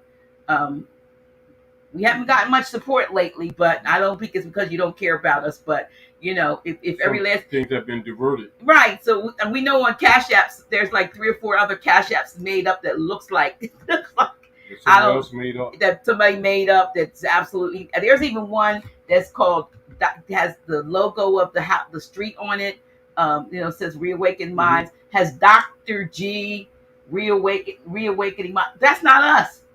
It's not me. I don't know. So if y'all been sending, so you gotta make a page and make that clear and mark them off. Yeah. Well, here's one of them that's not ours. It's not. It says Dr. G Official House of Real. It's not us. That's not us at all. So if you've been supporting them, because I don't know where the support's been going lately, but I know we doing our thing. We're doing what we should be doing, but that is a fraud. That's a fake. Somebody out there is trying to not trying to. They've been corrupt. But whoever, whatever. I just want y'all to know that is not us, and we do appreciate you, and hope that you really got something from tonight. And so those of you like MW, I appreciate you saying you've been holding me up. Thursday, some high vibrations. I need things to go good. They will. I just want to heal quicker than the 6 to 9 weeks that they predicted, because I need to be. I literally will be sidelined if that's the case. I can't drive or anything. So appreciate you all. Please tune in on Tuesday night. Those of you who don't normally come back, be right here on the Official House of Reawakening Minds YouTube channel. Official House of Reawakening Minds YouTube channel, as well as Dr. G is official. And you want to hear our sister Amina L. I'm telling you, if you saw her on Black Magic 363, then you know what I'm talking about. She's absolute, she's the truth. She is absolute the truth. And I, hope y'all appreciate me coming from behind the camera. Most of the time I'm on the other side talking as a headless voice, a faceless voice, but we decided to try, even though it's a little tight in here, to try to sit together and kind of dialogue that way. So we appreciate you for tuning in. Please get those likes. Thank you for those of you who encourage others to like. If it's over 1,000 of you here, then we should at least get 1,000 likes. So we appreciate it. Uh,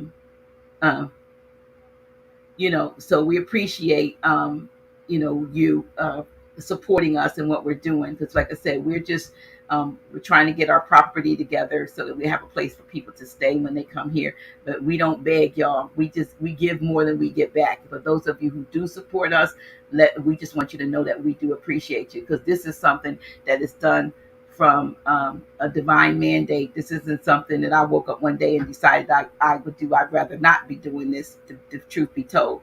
But I do this is because, and I'm sure Grand Sheik will agree, we do this because of a divine, if you will, impetus to speak the truth and to share that with all those who will listen. We love you. We appreciate you. And we are about to be out of here. So Tuesday night, 8 p.m., please, let's have 1,000 of us at least on that on Tuesday. Grand Sheik, anything else you want to say to them as we go out of here? Yeah, please take notes and read what we presented so that they can understand the overall conversation, because we had to do a lot of jumping around. And so if people didn't have a background, they could miss a lot. But you know what I mean? Okay. All right then. Well, like I said, we appreciate you, and we out of here. And let me see. I'm gonna just put this up so that they'll remember to tune in, and we're going out of here. Deeper and deeper I go. I find what it is I should know. 'Cause it's just a matter of time. But you'll reawaken your mind. Oh, come with me. Come to know and find out what is true. Then you'll know what's in store just for you. No more living the lie. I can look to the sky and say, I'm reawakening mine. Come to know and find out what is truth, yes. Then you'll know what's in store just for you. No more living